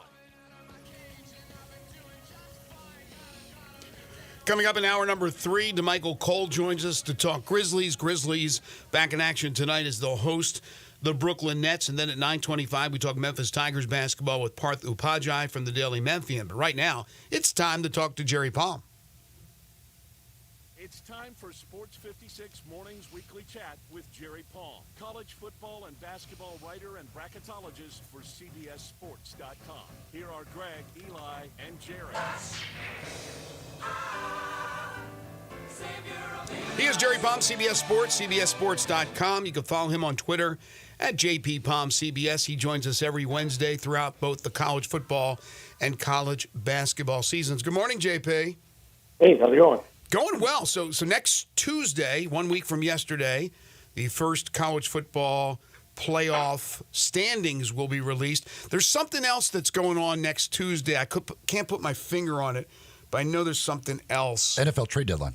The NFL trade deadline. There you go. Yeah, So that's happening next Tuesday as There's well. also the second day of basketball season. That's right. Opens up on Monday. So I was looking at, you wrote about what it could look like next week. Let me ask you this. If Penn State... No. I wrote about what it could look like this week if they were doing one. That's what I meant. That's what I meant. I was just looking at that story. I'll do the next week prediction next Tuesday. Okay. So stay tuned for that. CBSSports.com. Be there. Aloha. All right. Penn State beats Ohio State. Penn State beats Ohio State. Beats them solidly. Better than Oregon beat Ohio State. Can Penn State jump to number 1 when the rankings come out Tuesday? Maybe, yeah. Especially if it's a convincing win.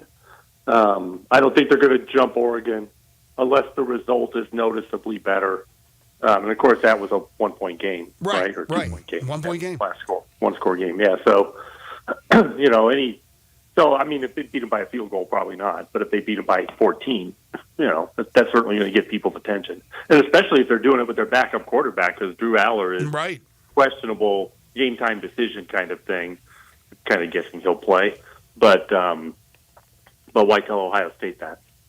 What do you think about that game? I mean, every year they fall to the big boys, whether it be Michigan or Ohio State. Can they get over the hump? Yes, but will? No, I'm thinking Ohio State. I think Penn State will cover. I thought it was like a 3.5 or 4 point line. I think it'll be like a 3-point game. So I in my picks, you'll see that I've got Penn State, but that's a cover, not a win. I like the Buckeyes to win. Close game. If, let's say, Penn State were to win it, where would Ohio State be in the rankings, you think? Well, they'd have losses on the road to Oregon and Penn State. So they'll be one of the higher-rated 2-loss teams, depending on just, Alabama's already sitting there with 2 losses. Tennessee's got 2 losses. Ohio State's going to be in that company. It's a higher end of the 2-loss teams in the rankings. Because if they lose this, they don't have many notable wins. No, and Ohio State not in the Big Ten championship. And they barely. They beat Nebraska, but it was a real struggle to beat Nebraska. But I'd be interested to see how they rank them against the other current 2-loss teams. Sure. And then they get Indiana next week, I think, at their place at Ohio State. So we finally get to find out something about Indiana, but. Actually wrote about this today. It's not published yet, but or maybe it was published as part of the one No, I don't think it is. It'll get published today. But it's about the tiebreakers. Yeah. You could have, Miami, Clemson, and SMU all win, undefeated in the ACC at the end of the year, and somebody doesn't play for the title. Right. You could have Oregon, Penn State, and Indiana all undefeated at the end of the year, all beating Ohio State to get there.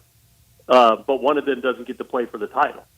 And, you could have, one of our guys yesterday wrote about a scenario where you could have 4 one-loss SEC teams tied, and Georgia and Texas miss out, A&M and LSU get in.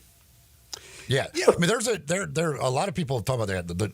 Georgia can be the number 1 team in the country, but miss the SEC championship game. Because if LSU and A&M went out, then Georgia is out. Yeah, but how do you look at? Or I guess I'm asking you to kind of dive into what you think the committee would do, or what they would look at if they are looking at a situation where, let's say, a team is in the championship game with 2 losses, they lose, pick up a third, and there are teams behind them that didn't make the championship game, obviously, that have only the 2 losses. When does that factor in? Is it automatic that a 2-loss is going over a 3-loss? Would they never consider a 3-loss? But how about if it was in the championship game? I'll just say that, historically speaking, the committee has been very forgiving of underdogs who lose their conference championship game. Okay. So if you're sitting there with 2 losses and you're the underdog in your championship game and you lose, you may not move at all. Now, if there's a team behind you that's in their championship game and they win, then yes, you could get jumped, but you're probably not going to fall behind teams that didn't play. Okay.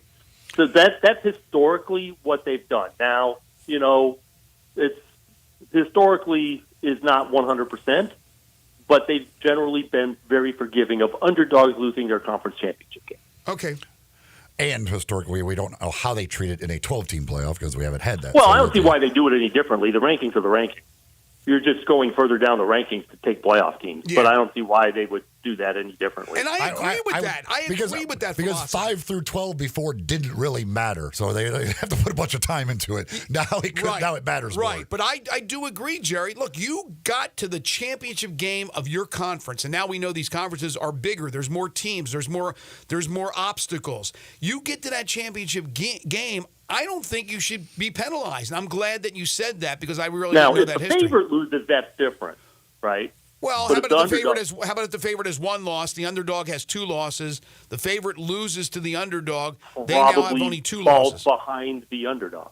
Okay, maybe behind the underdog, but they wouldn't necessarily fall behind the other 3 teams that had 2 losses that did not make the championship game. Okay. Not necessarily. I mean, it depends on who the other teams are in that neighborhood. Sure, they may not sure. be back-to-back in the rankings. But, so favorites that lose their conference championship game aren't treated as forgivingly as underdogs that lose their chance. Okay. As lower-rated teams, I should say. As lower-rated teams versus higher-rated. The line could be different. The line doesn't care about ranking. Right. Especially, let's say, if Oregon ends up running through and they win the Big Ten, put together an undefeated season, and Boise State wins out, and that's their only loss, is that close loss to Oregon. What are the chances that Boise State could be higher than 12? It depends on what the other teams do. I don't think it doesn't matter to Boise State if they're higher than 12. What matters to Boise State is whether or not they can pass one of the other conference champions and get a bye. If they're higher than 12, but there's still 4 conference champions ahead of them, then they're going to be wherever they are in the rankings, and whether it's 11 or 12 or 10 doesn't really matter that much. It just depends on, you're still on the road for your first game. But if they can get ahead of one of the other conference champions, most likely the Big 12, although it's looking less likely as the weeks go by, then, that's something for them because then they can get a bye. The top 4 highest rated conference champions get byes, not the 4 major conference champions. Exactly. Do you think, what would it take? Do you think it would a 2-loss Big 12 champion? It would take something like that. But we've already got, we're running out of time for that. Yes, you got 2 undefeated teams. Do you think? But it could still happen. It could happen. I mean, there's a month to go. It could also happen where, let's assume for a second, Boise and UNLV meet again in the Mountain West Championship. Remember, the game that they just played was pretty close, although it was at Vegas.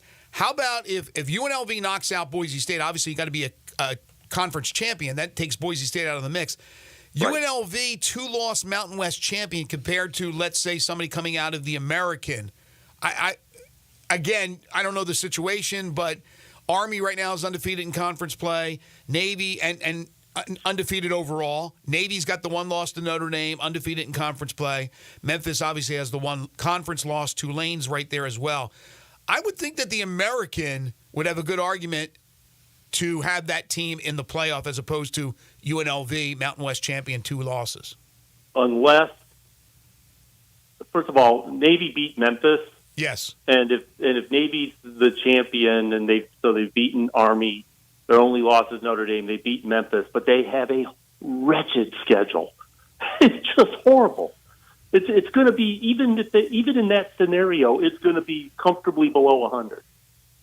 Right, and the Army and the Army game would be after the whole thing's done. So that the Army regular season game would be. They might meet for the conference title. Oh yeah, that's what I'm talking about. Okay, I got you. So I'm not assuming that. I'm just saying that the Navy is probably the best candidate, but I don't know. Memphis could be, but Memphis needs help to get there. Right. I don't know if there's enough time for that, or realistically that could happen. Maybe it could, but Army's playing 2 non-conference games between now and the end of the season. They get Air Force this week, and then Notre Dame again. They'll get Notre Dame. Navy has a tiebreaker with Memphis, so it doesn't look good for Memphis to get to the conference championship game, but it could still happen. But I just don't see a strong enough team to overcome a UNLV or especially Boise State, but a UNLV even that ends up winning this league, even if they're sitting there at 11-2, and Vegas and Boise State have split 2 games. I think if you were just going to ask people who the 2 best teams in the group of 5 are, I would say that you'd probably get Boise for sure. Yeah. And then maybe UNLV second. I have a lot of respect for what Army and Navy have done this season, but their schedules are truly wretched. I guess it would determine maybe the way Army plays Notre Dame. Let's assume they lose, but they play a much better game than Navy did. Maybe they get a little bit of the love if they are a 1-loss, undefeated American conference, but 1-loss overall conference champion. Maybe. But, if all you have are good losses, you don't have much. Yeah, but it would only be 1, and they'd be undefeated in the conference. But you're right. You make a good point about let's say Army plays Notre Dame within a touchdown. Is that better than Boise State's 3-point loss to Oregon? Yeah. That's the thing. I mean, but Boise be out of the mix. I'm talking about UNLV. Well, I know, but UNLV dethroned them. Well, okay. The Navy, schedule-wise, Navy's is way better than Army's because at least Navy only because of Memphis. Well, Memphis and Tulane. I mean, Army doesn't play Memphis. But Tulane. Army plays nobody in the conference. Saying. It's not going to get them in the top 100 of strength of schedule. No, I'm just saying, compared to Army, Navy's schedule's great. Okay, well, Army played nobody in the conference. They literally they're not playing the top half of the conference. They didn't get a very favorable conference schedule, that's for sure. Jerry Palm joining us on the Sissy's Log Cabin guest lines. All right, you brought up strength of schedule. How, when they get behind closed doors, and it could be a convoluted, congested SEC with a bunch of teams with 2 losses. Then they got to look at head-to-head. Those won't be the only ones, by the way. No. I'm just using them as an example. Yeah. But obviously, if you have a head-to-head, then it's easy. But let's say there's a bunch of them, and then you got to look at the schedule. Are they looking at the computerized strength of schedule number? How do you think they're breaking that down? They will have a computerized strength of schedule number. They will have that, and that won't be meaningless. But if you're talking about one team is 35 and the other 40. Mm-hmm. That's not significant. If you're talking about one team is 35 and the other 70, well, that's something. But you can also just see that looking at the schedule. Yeah. That's so. Yes, they'll have numbers, and yes, they're meaningful. But that's probably not the final determining factor if those numbers are close. Mm-hmm. You know, it's really going to come down to it's a very subjective process. You know, and you've got 13 people in the room who've been evaluating these teams and will have their own opinions of these teams, and they're not going to be the same universally, with few exceptions, right? So it's but they've got a lot of data. Strength of schedule is certainly part of that, and they've got their own observations. But head to head is certainly a thing. It's not everything, but it's at the very least a tiebreaker, which could hurt A&M and boost Notre Dame, even though Notre Dame's schedule is going to be pretty weak compared to everybody else's. There's just a lot going on there. Tennessee has a head-to-head result with Alabama. If they're both 10-2, what's the other loss? What's your overall strength of schedule? It's different when you're both 11-1, right? And you've got a head-to-head result. But once you start adding other losses into the mix, then how Arkansas and Vandy finish the year could matter. Mm-hmm. I think they're both 5-3 right now. But if one of them ends up 5-7, and the other one ends up 7-3, or 4 or 5, that's different. So so some of that stuff. I mean, it's now that doesn't really matter much. But when you get to the end, how the teams that beat you look is going to matter. And but there's going to be probably 3 or 4 10-2 teams that get left out of this playoff, and largely it's going to be strength of schedule that is going to be, I would say, a primary deciding factor. In most cases, you could have head-to-head results in there, stuff like that too. But the quality of the teams that beat you, for example, like Notre Dame, that Northern Illinois loss is an anchor for Notre Dame, because that team just keeps drifting to the middle of the MAC. Right. And it's just, there's not a whole lot they can do anything about it except finish 11-1 and probably get in anyway. But we could even see, let's say Indiana finishes 11-1 and hasn't beaten a soul. They lost to Ohio State. What do you do with them? Mm-hmm. Yeah. There's probably going to be 10-2 teams you think are better, and especially if Ohio State runs them. And so, it's, even not all 11-1s are going to be the same. Exactly. It's really going to be, they're really going to have their hands full, and strength of schedule is going to matter a lot more because you're going to have fewer head-to-head or common opponents kind of situations because the conferences are so big and you're playing relatively few teams out of your conference every year. But you just mentioned, so you still believe that if Notre Dame does win out, they go 11-1, Notre Dame is in, right? Probably. Yeah, it'd be hard to leave them out. I don't know. It's hard for me to come up with a scenario that leaves entirely out an 11-1 Notre Dame. Hey, quick question on the other bowl projections. And again, you're taking stabs at this with educated guesses and past history and things of that nature. But you have in the AutoZone Liberty Bowl game West Virginia from the Big 12, but you have Tulane. So obviously you don't believe there'll be enough SEC teams, and that instead of going to the well and trying to bring Memphis in again, which has become their kind of... They might. Well, they have gone to the American Conference before. It hasn't always been Memphis. It was last year. Was it last year? Yeah, last year they played Iowa State. They've done it twice with Memphis. Yeah, it's and Memphis got to be tired of maybe going there. I mean, I can't imagine they always want to go to... Bowls don't like to have the same teams back-to-back. Right. And that might even be true of a hometown fan, or hometown team. So I went with Tulane because that's going to be a pretty good team. It won't be the same team as last year. Tulane will probably bring whatever fans they can bring to get to play a Big 12 team, you know. Right. So have they? I should have checked this. Did they play at Memphis this year? No, Memphis plays at Tulane on Thanksgiving.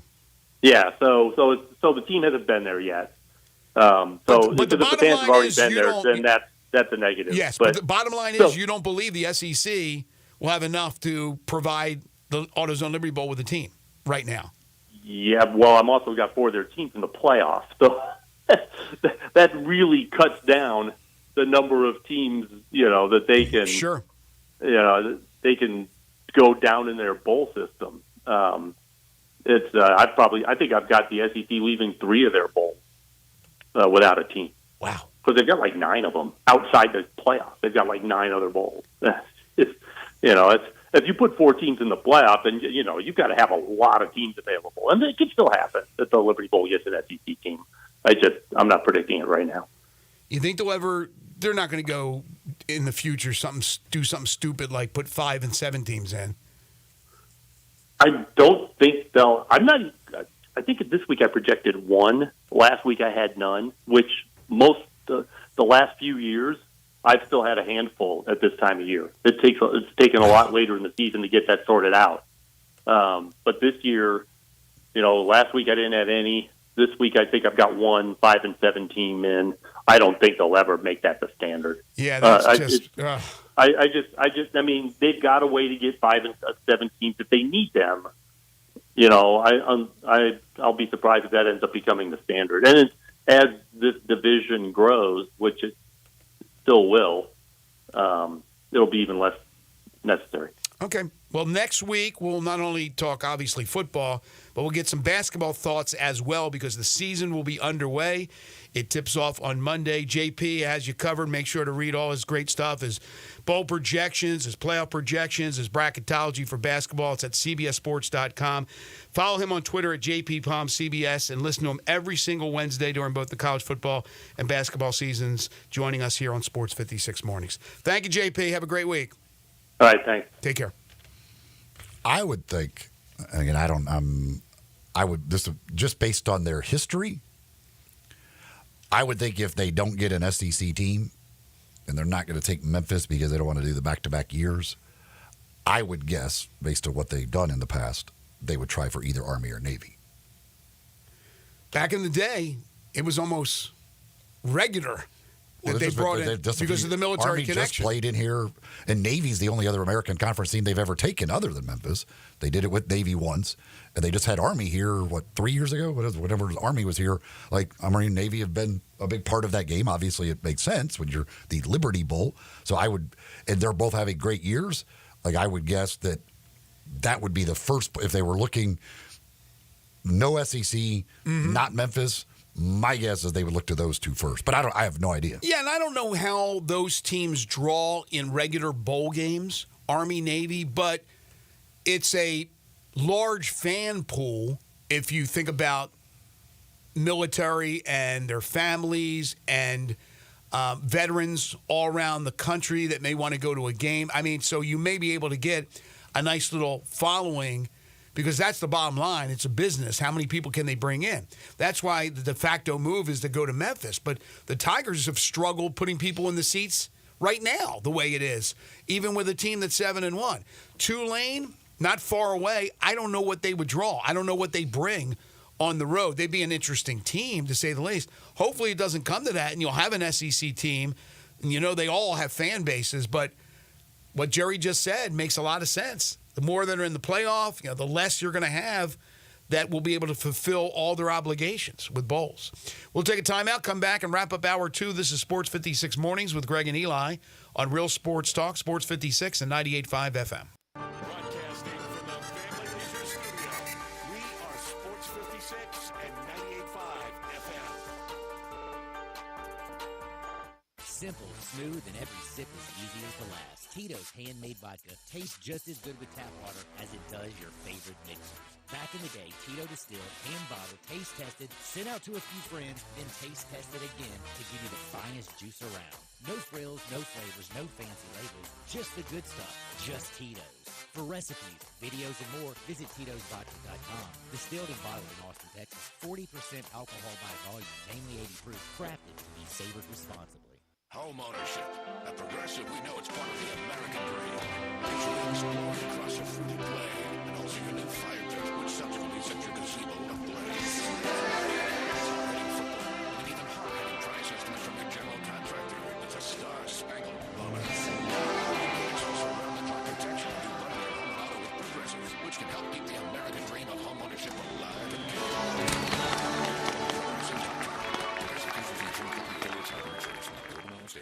Jenkins Floors Floors and More invites you to their retail warehouse where they pass wholesale savings on to you. Jenkins Floors in Little Rock, Cleveland, Mississippi, and now open in Horn Lake at 2356 West Goodman Road. Specializing in flooring and carpeting, tile, plantation shutters, and blinds, Jenkins makes your life easy with a 2-week turnaround. Contractors, builders, or family projects, call 662-469-9350 for a free estimate. Owners Timmy and Rebecca Jenkins say hello to Sports 56 fans and look forward to your business.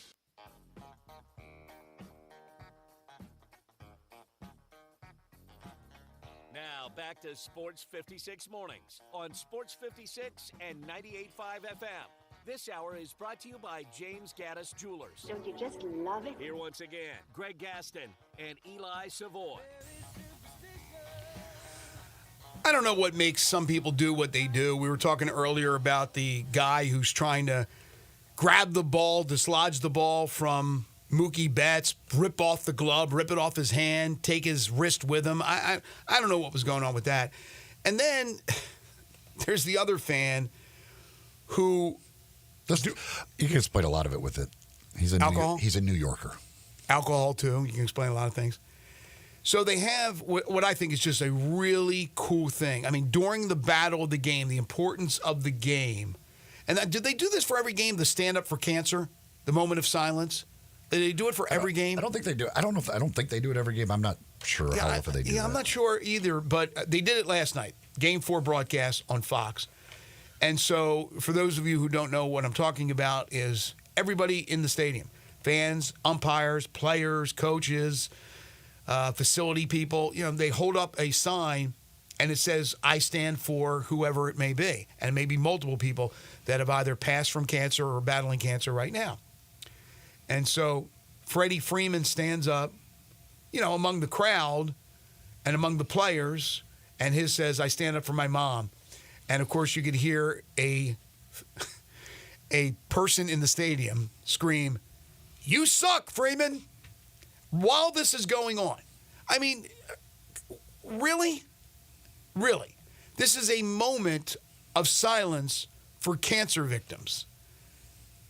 Can't you hold it back 1 second? I don't care if you had 400 beers. I don't care if you're an ass like this normally in everyday life.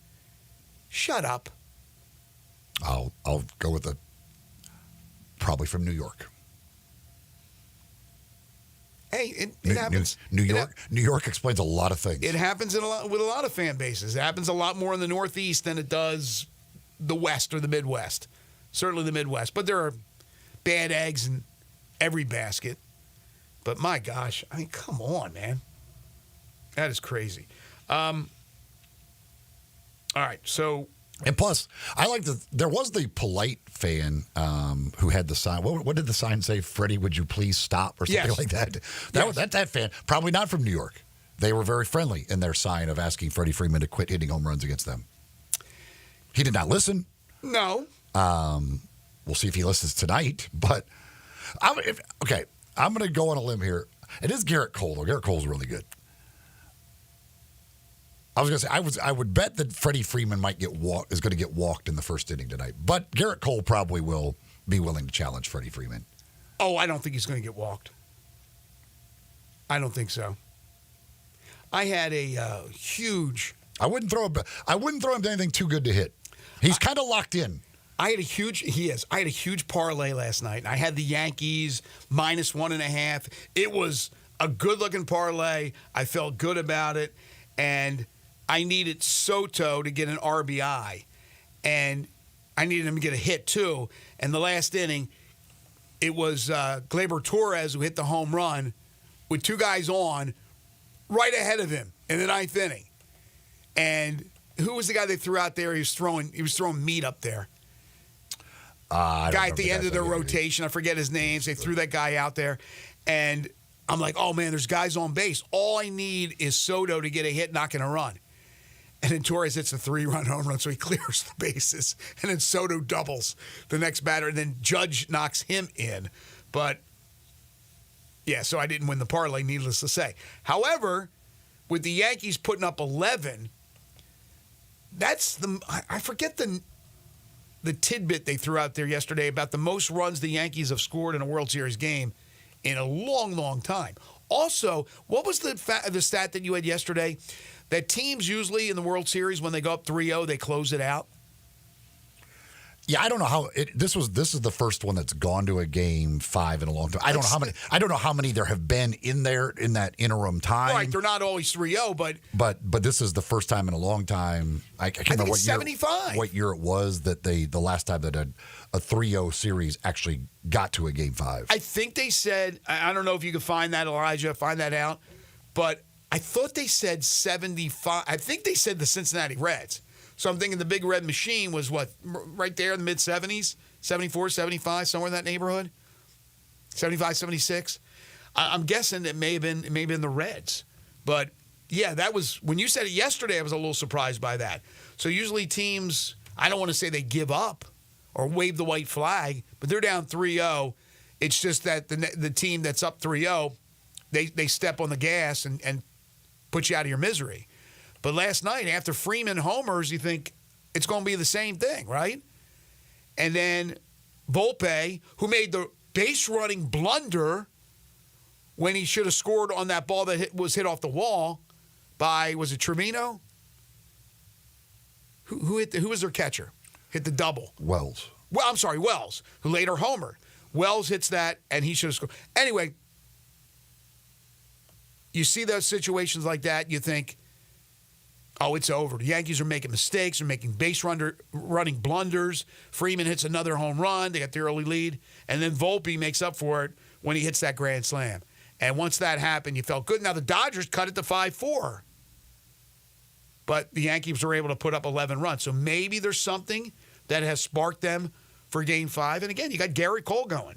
What'd you find out? So last night was the first time since 1970 that a team down 3-0 in the World Series has won Game 4. 1970. Okay, so that's I knew it had been a long time. I couldn't remember. It was in 70. It was.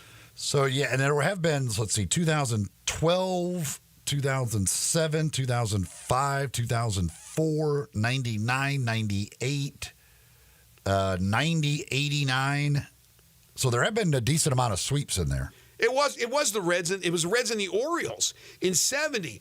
I remember. I thought I remembered it vividly, but I don't have a memory anymore. But I could tell you this now. I remember it's the Orioles and the Reds, 1970. I remember in the class they brought the TV out, little black and white TV, and in our late classes, early afternoon when that game started.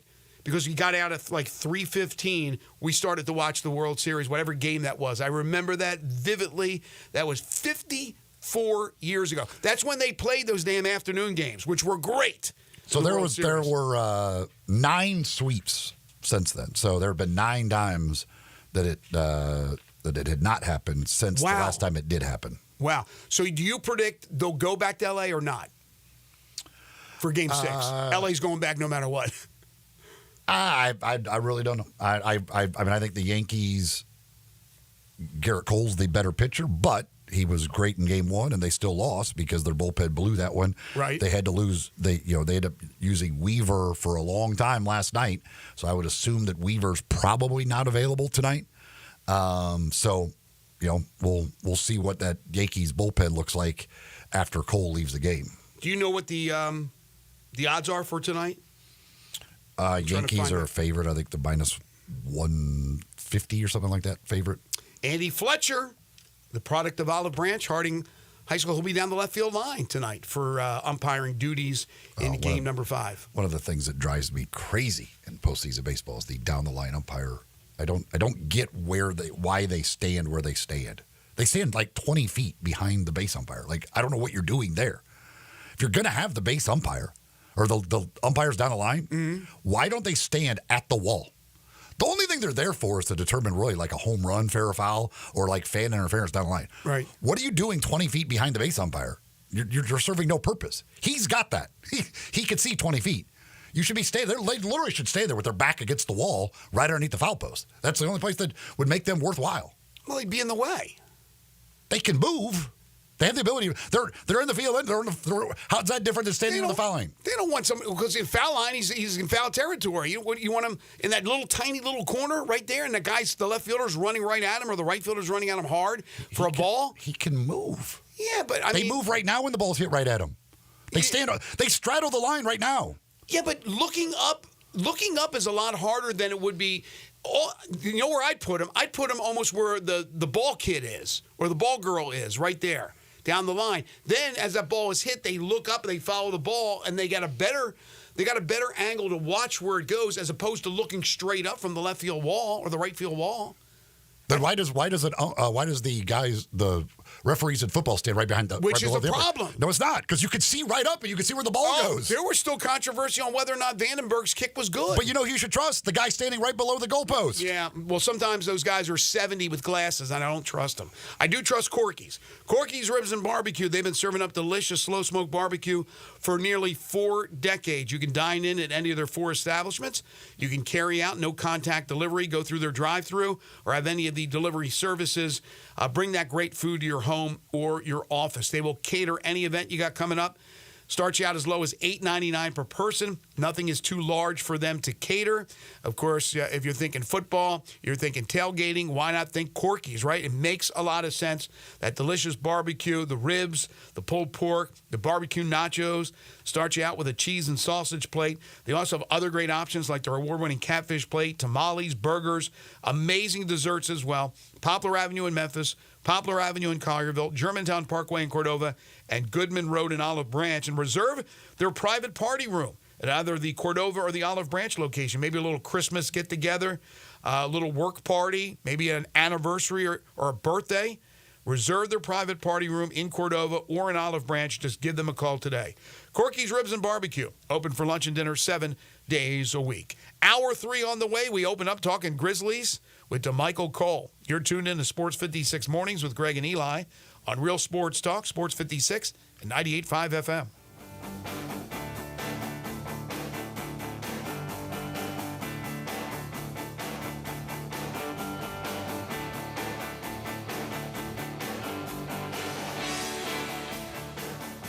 Rick's Powder Coating for a beautiful finish every time. Rick's Powder Coating specializes in automotive, ornamental, residential, and industrial coating. With 2 conveyor lines and the largest batch ovens in the Mid-South, Rick's can accommodate all of your powder coating needs. Locally owned and operated since 2002, Rick's Powder Coating will customize a beautiful finish just for you. Drop by or call to see how Rick's Powder Coating can bring color to your life. 901-367-2771 or rickspowdercoating.com. Home ownership. At Progressive, we know it's part of the American dream. Picture you exploring across a fruited plain and also your new fire pit, which subsequently sets your gazebo ablaze. And even hard-hitting price estimates from your general contractor. It's a star-spangled bummer. It's also round-the-clock protection to do bundle your home and auto with Progressive, which can help keep the American dream of home ownership alive and kicking.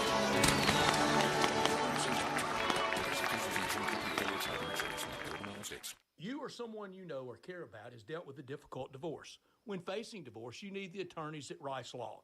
Nick and Larry Rice lead the firm with 3 generations and 7 decades of experience. Located in Memphis, serving the entire state of Tennessee and North Mississippi.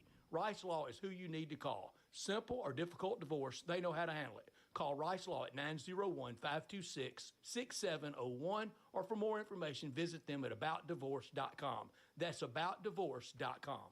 Traffic brought to you by 901 Eats to Go, 3135 Kirby Whitten Road in Bartlett. Pick up, DoorDash, Uber Eats, or online at 901eats.com. Eats with a Z. Good food fast. Sports 56 traffic.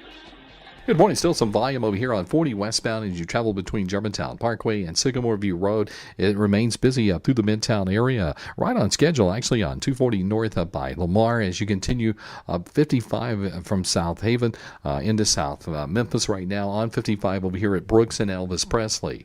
Hey, at the Humane Society of Memphis, Shelby County, you can adopt a pet and change a life. For more information on the pets that are up for adoption, check out their website at memphishumane.org. I'm Commander Chuck with your on-time traffic.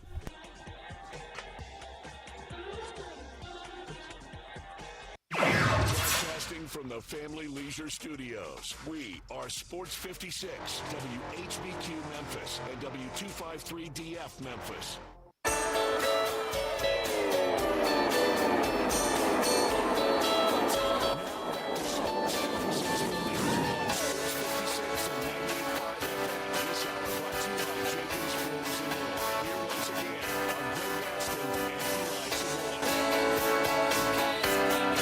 Having fun on a hump day edition of Sports 56 Mornings. Welcome in. Welcome back. If you've been with us since 7 a.m., we thank you for that. Greg Gaston, Eli Savoy, Elijah Seegers. We're broadcasting from the Family Leisure Studios. Family Leisure, 2120 Whitten Road, just north of I-40. It is currently 9:05. It is also 65 degrees. It's going to get to 84 today. Plenty of sunshine. Should be a nice day. Then tonight, it will dip to only 70. Your overnight low on October 30th, 70 degrees. Partly to mostly cloudy, but there is rain in the forecast. So again, for families, going to be taking the kids trick-or-treating, or the kids themselves that are a little bit older that go out on their own, be careful, because more than likely you're going to have to bring a raincoat, wear a raincoat under your costume or over the costume, whatever it is. The chance of rain right now, I'm looking at it, says 100%. So I'm going to hold them to that we're going to get some precipitation tomorrow. DeMichael Cole's going to join us in just a moment to talk Grizzlies, then Parth Upadhyay a little bit later on to talk Memphis Tigers hoops. Jenkins Floors and More is the third-hour sponsor of Sports 56 Mornings. They're located at 2356 Goodman Road in Horn Lake. They also have stores in Cleveland, Mississippi, and in Little Rock, Arkansas. They specialize in flooring and carpeting, family-owned and operated local business. If it's variety you're looking for, they have it. Everything from hardwoods by Portercraft, carpeting from Southern Luxury Carpet, ceramic and porcelain tiles, plantation shutters and blinds, so much more. They can take care of it for you. They can do the job for you, and they'll do it in less than 2 weeks. Let them come to you, give you a free estimate, show you the different samples of what it will look like, and then hire Jenkins Floors and More to get the job done. Or do it yourself, as many people like to do. If you're a fixer-upper, maybe you're a contractor, why not get the best material for the cheapest price, because they do sell at wholesale, saving you lots of money in the process. It's Jenkins Floors and More. Give them a call at 662-469-9350. They're open Monday through Saturday. Go visit them at any of their 3 stores, including in Horn Lake at 2356 Goodman Road.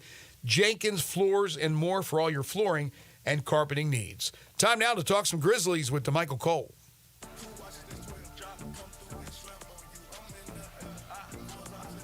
It's time to talk some Grizzlies basketball. Joining Greg and Eli is DeMichael Cole, Grizzlies beat writer for the Commercial Appeal. Here's DeMichael with Greg and Eli. He is the terrific Grizzlies beat writer for the Commercial Appeal. He is DeMichael Cole. You can follow him on Twitter at DeMichaelC. He joins us every Wednesday all year long here on Sports 56 Mornings. DeMichael, how are you this morning? I'm doing pretty good, guys. Ready for this back-to-back. How y'all doing? Doing good. Hopefully the Grizzlies are ready for the back-to-back. They got the Nets tonight. They have the Bucks on Thursday. So are you on a minutes restriction for the back-to-back? It didn't take y'all 2 minutes. I was wondering how long it took me. I'm ready to roll. Look, you're going to do it. You're going to do the back-to-back. No nights off for you. That's good. I think they only have, 7 guys listed on the injury list, if that's correct? That's right. 7 guys. And here we go, and here it starts. Well, we've actually had, over the last 2 games, a lot of good and a lot of bad. We had the game against Orlando on Saturday, the home opener, which was terrific. The team played extremely well. The crowd was great. Then they turn around on Monday and absolutely blow a game that they should have won against the Chicago Bulls. So what you don't want to see is that inconsistency. Certainly you want to see them get on a roll, but I guess early in the season, it's to be expected. Yeah, the inconsistency really just comes in the half. You know, in the first half, they were like the best Grizzlies team in franchise history.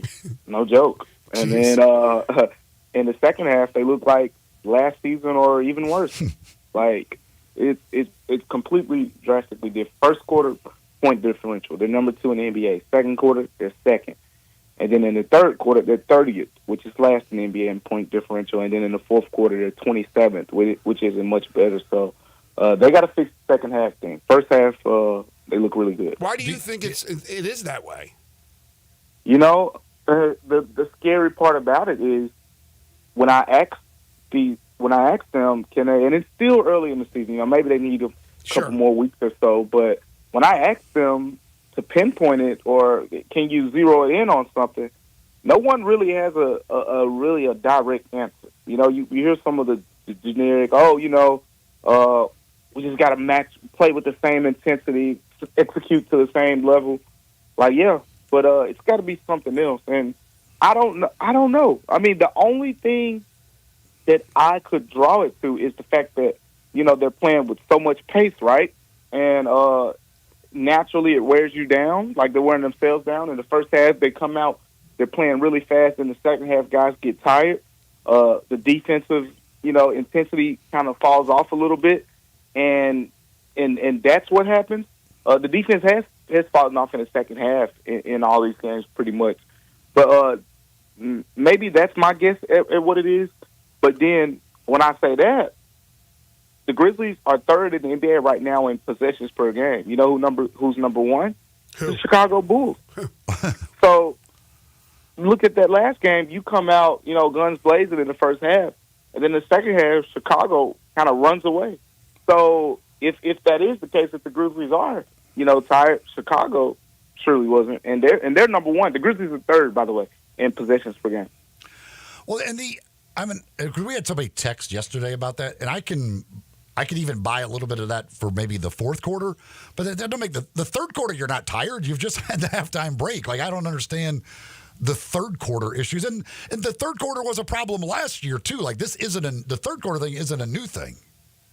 No, it is not. It is not. And one thing, the joke that you guys made at the top, and everyone else has been talking about it, is kind of the way that the minutes have been distributed with this team. And if you look around the NBA, usually in the second half is when guys play their starters a little bit more. You might come out, if you got a guy who averages 34 minutes a game, you might play him 16 minutes in the first half, but you're going to up that up a little bit in the second half. Instead of taking him out with 2 or 3 minutes left, instead of taking him out with 4 minutes left in the third quarter, you're going to play him that extra minute or so, and then you're going to bring him in an extra minute earlier, so in the fourth quarter. So that's kind of how most teams do it, but the Grizzlies haven't really been that way.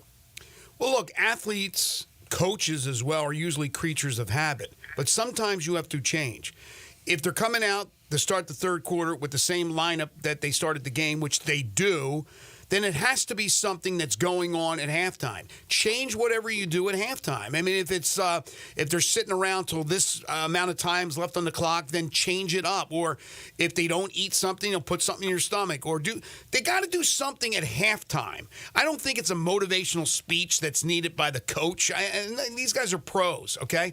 It's got to be something with their routine. You got to change it up. I don't know what they're doing. I'm not there. I'm not privy to that information. But to me, whatever they're doing is not working, so change it up. Yeah, and the thing is, I mean, how can they not be aware of it at this point? Right. Like, if you thought it was a fluke through the first couple games, like, it just happened. It's nothing to it. That last game, losing to Chicago after having a 20-point lead, that's an eye-opener. So I'm really paying attention to today and tomorrow in terms of if these issues continue, then yeah, it's going to be a real eye-opener for me. Well, you mentioned with all of the injury report guys, what do you expect over these two games of how Jaren, and like all these guys are going to be handled with this back-to-back? I mean, honestly, I think they're going to play these guys, and I think it's going to be limited. Talking to Taylor, yesterday, it seemed like they had kind of an intense practice, but the thought was that the practice, kind of the way that they practice, determined. They tried not to, I guess, overdo it or whatever at practice to make sure that they would have guys, available for these things. So barring, some soreness that pops up or whatever the case after the first leg of the back-to-back against after the Wednesday game against the Nets. Sounds like they're going to play him. I mean, with Jaren in particular, my thought was, if you're going to sit him out one of these games or something, it would be the Nets, right? You got the Nets on the second leg of a back-to-back, flying all the way into Memphis, so they're on the traveling back-to-back as well. And they just had an overtime game, on yesterday. So that's the game where you say, oh, Jaren, sit that one out. Then we get the Bucks and Giannis Antetokounmpo on tomorrow. That's the one you're going to really need him probably a little bit more for. So if it's the other way around, if they play him against the Nets and sit him against the Bucks, that just doesn't look like good injury management to me. And then there's a whole other factor, especially when it comes to Jaren, that I've been talking to people about, with the hamstring, the way they're dealing with him and whatnot. You guys got to remember that Jaren, this is a big year for him, money-wise. Like, so that 65 game, number is kind of really important to him, because if he reaches that number, then he becomes eligible for All NBA, for another potential Defensive Player of the Year award, All-Star games, all that stuff.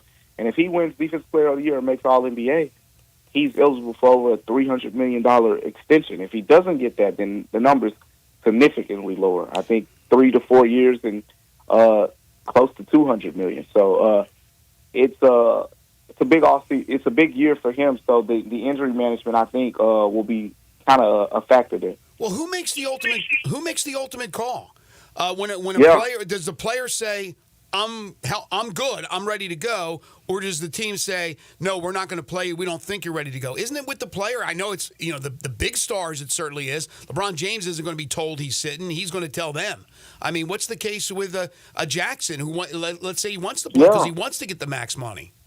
Yeah, so when it comes to the minutes, I've heard that, it's a collaborative team effort or whatever the case may be. Like, take, for example, Jaren only played 24 minutes the other day. Jaren wants to play more than 24 minutes. And he pretty much said that, after the game. That's been the case with a lot of the guys over the years. Brandon Clark, Desmond Bain, when he was coming back on the minutes restriction. These guys want to play more, but they understand, I guess, with the medical advice that they're given or whatnot, what they have to do. When it comes to playing, I think the players have more input there. We saw Ja Morant basically, jokingly said that, Grizz Twitter was the reason that he played, a couple games ago, Saturday against the Orlando Magic. So I think, the players got more input on whether they play or not, but the minutes, they play and stuff like that, it's more Taylor Jenkins, the medical staff, kind of collaborating on that. But you expect Ja to play tonight? Yeah, I expect Ja to play. And tomorrow?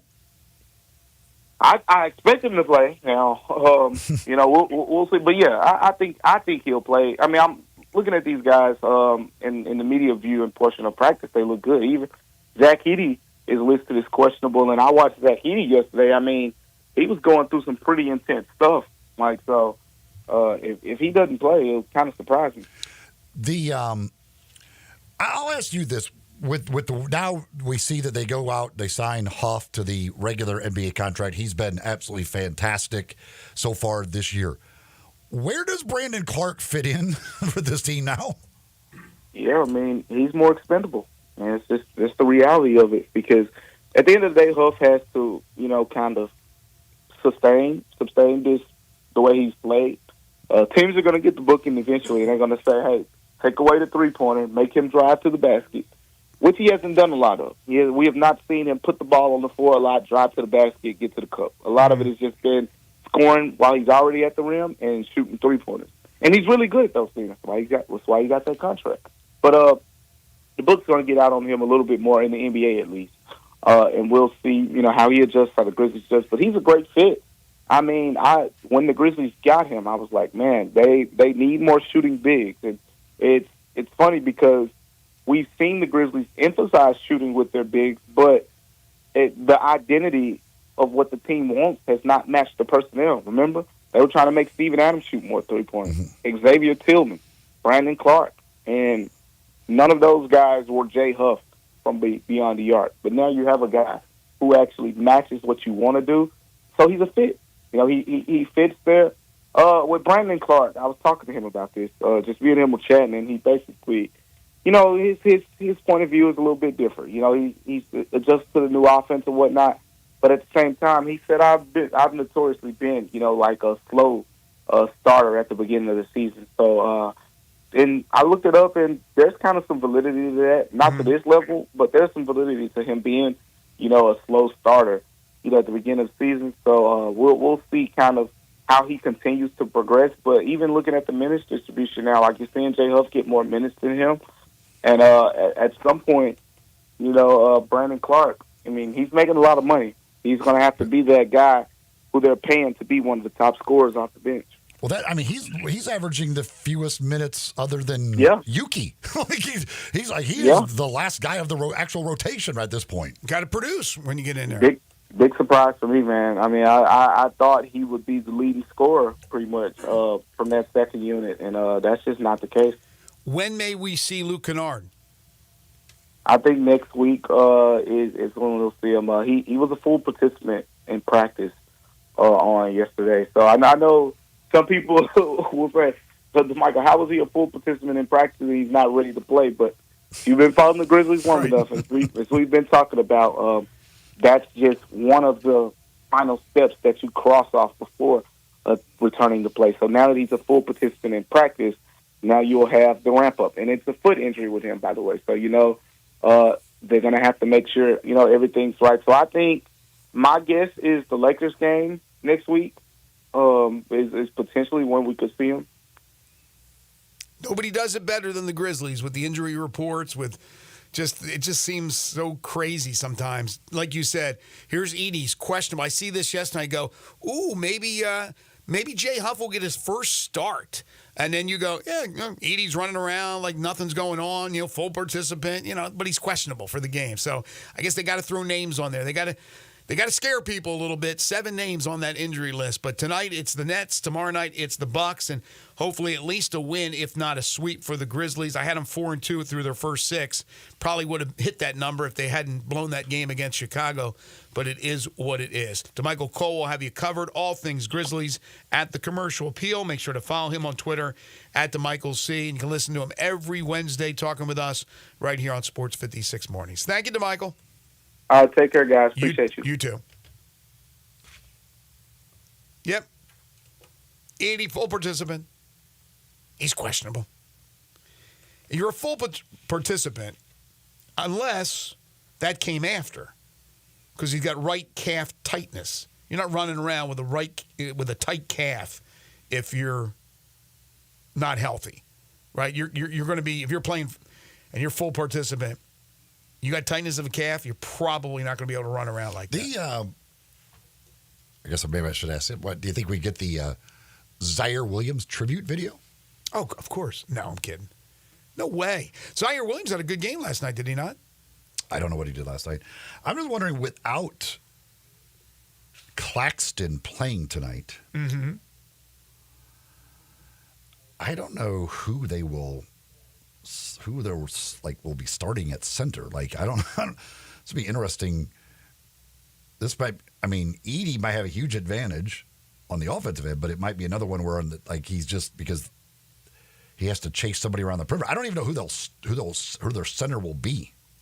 Yeah, I don't. There's a couple guys on the roster. I don't know what position these guys play. Last night there was 3 DNPs, coach's decision: Whitehead, Martin, and Martin. Sounds like a law firm. Whitehead, Martin, and Martin. But where is he? Oh, Zaire.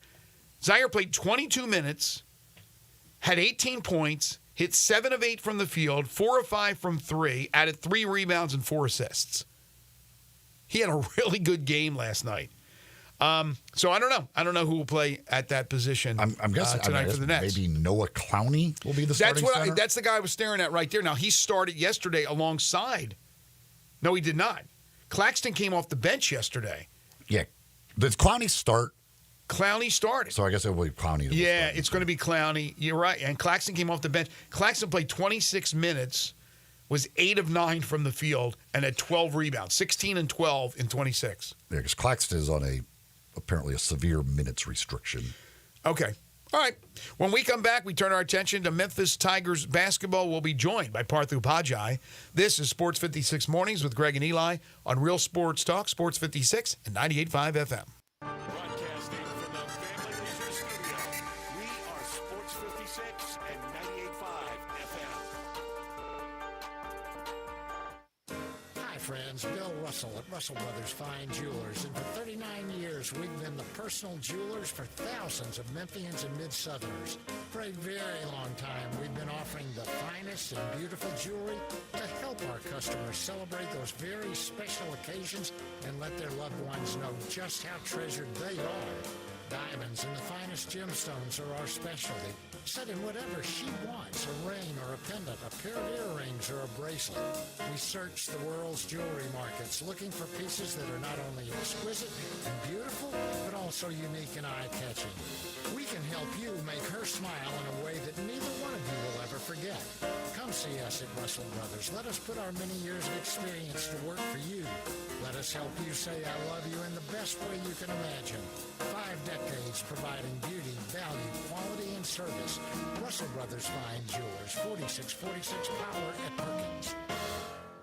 Jenkins Floors and More invite you to their retail warehouse where they pass wholesale savings on to you. Jenkins Floors in Little Rock, Cleveland, Mississippi, and now open in Horn Lake at 2356 West Goodman Road. Specializing in flooring and carpeting, tile, plantation shutters, and blinds, Jenkins makes your life easy with a 2-week turnaround. Contractors, builders, or family projects, call 662-469-9350 for a free estimate. Owners Timmy and Rebecca Jenkins say hello to Sports 56 fans and look forward to your business. You're a contractor and you need concrete coating and supplies in Memphis fast, and you get this answer? I think we can order that stuff, but you're going to have to wait a few days for delivery. Why wait? Get your concrete coatings and supplies now at TSS Supply, where everything you need is in stock. If you're working in the tri-state Tennessee, Arkansas, Mississippi area, everything you need for concrete coating is at TSS Supply, 5665 East Rains Road, Memphis. TSS Supply specializes only in concrete coatings and supplies all in one place. If you're looking for a particular item, need large quantities, or just have general questions, call 901-729-0565, 729-0565, or you can email your question to Brad at tsssupply.com. The friendly, knowledgeable folks at TSS Supply have over 150 years combined experience in concrete coatings, materials, and supplies. Contractors, are you in town for a job or getting ready to do a job for a customer during their holiday shutdown? Then you should visit TSS Supply for your concrete coatings and supplies. Why wait for materials when TSS Supply has everything you need in stock and they can get it to you today or within 24 hours? TSS Supply, 5665 East Rains Road. Listen each and every Sunday morning at 11 to join Idlewild Presbyterian Church for worship. Idlewild is a PCUSA church located in Midtown Memphis. Now back to Sports 56 Mornings on Sports 56 and 98.5 FM. This hour brought to you by Jenkins Floors and More. Here once again are Greg Gaston and Eli Savoy. Welcome back, everyone. 9:27 is the time. We just talked Tigers, or we just talked Grizzlies, I should say. They were in action tonight and tomorrow night at home at FedEx Forum. On Monday, it'll be opening day around the country in college basketball, and the Memphis Tigers will begin their 24-25 season against the Missouri Tigers. And each and every Wednesday, we get a chance to talk Tigers with the Daily Memphian Tigers beat writer Parthu Pajai, who joins us now. It's time to talk Memphis Tigers basketball. Joining Greg and Eli is Parth Upadhyay, the Tigers beat reporter for the Daily Memphian. Now here's Parth with Greg and Eli. There it is, Parth. The new open, baby. There it is. I love it. I love it. Thanks for being with us. Thanks for being in studio with us. Of course, you were in Huntsville. I saw you in Huntsville. Just quick impressions now that you've seen them play the 2 exhibition games against top caliber competition in North Carolina, your Heels, and Alabama. Give me your thoughts on what you see in this team. Yeah, I think this team has the potential to be what we thought it would be defensively, right? They kind of fly around, are versatile, can guard the entire floor. Offensively, I think there's a lot of questions, and I think the number one question obviously begins with the shooting. You know, we looked at the roster when it was assembled this summer, and the eye test suggested there wouldn't be shooting, and now we're seeing it. We've got a 2-game sample size, and they've just not been great. 1 of 14 against Bama. That's not going to cut it against a team like the Crimson Tide, and it's not going to cut it against some of the other high-octane offenses that they'll face in the non-conference. So if indeed that shooting is what it looks like and what is expected, how do they make up for what do they need to do in order to be still good without in today's basketball? You can't make threes. It's hard. Like, how do you make up for that? 14, it's hard. Yeah. When you're not making threes and other teams are, how do you make up for that?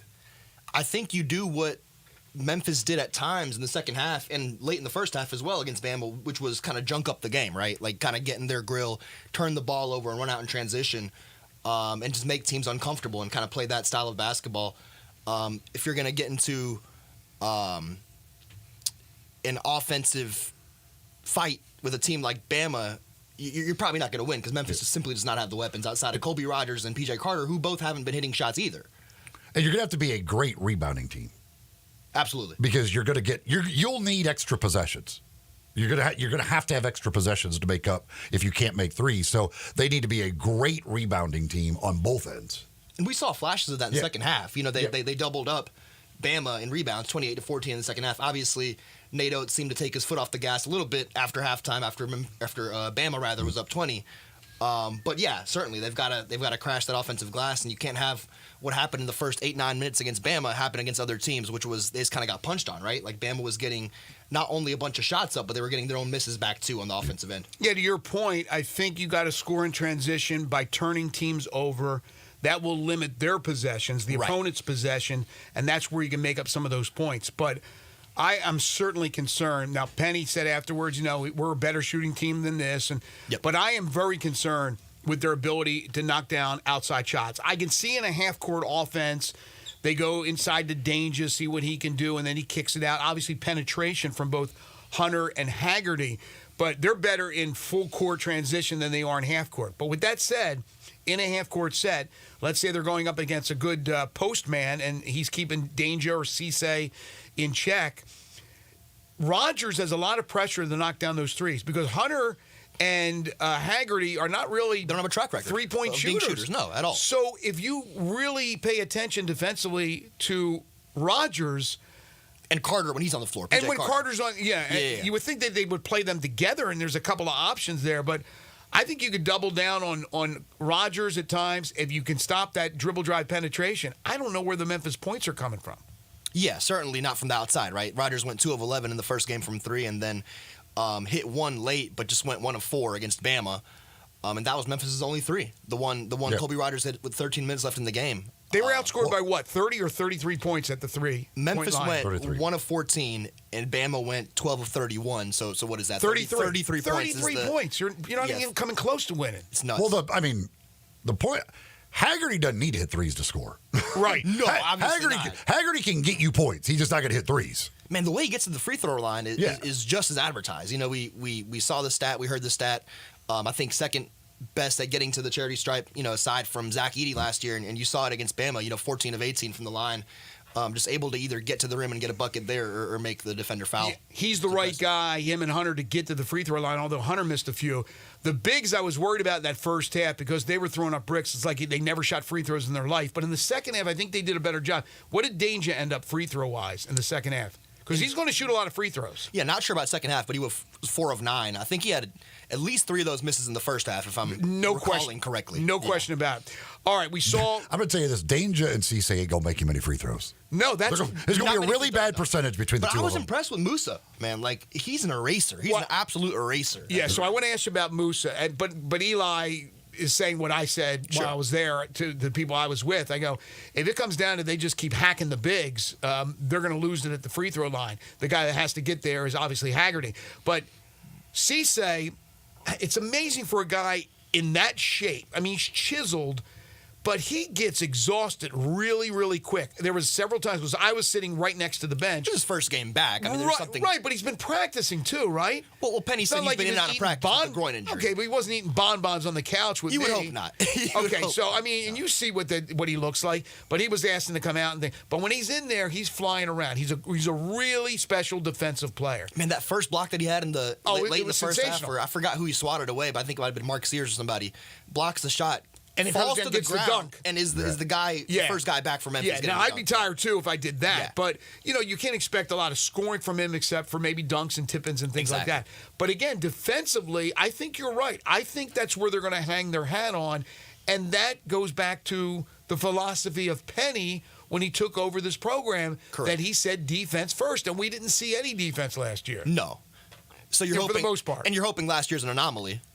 Sure. But you're also hoping that they don't have to only rely on one way to score. When you only can score by mucking up the game, it's not going to always be effective. That's one way to score, but you got to have some kind of shooting or some kind of offensive firepower coming from somewhere. Don't you agree they had more scorers last year, more ability to score, but they have a better chance to be really good defensively this year? Yeah, I think the mental makeup of this team, coupled with the defensive ability, the ability to fly around and kind of guard the entire floor, like you're saying, is much better on this team than last year. But last year you saw the potential with a variety of scorers like David Jones and Jaquan Walton, although he wasn't very good for Memphis. But you still had even Quinterly had at guys times. and Quinterly at times. You had guys that had gotten buckets at high levels at the previous stops. Here you've got two guys who have gotten buckets at high levels at the previous stops, but neither are shooters, and that's a problem.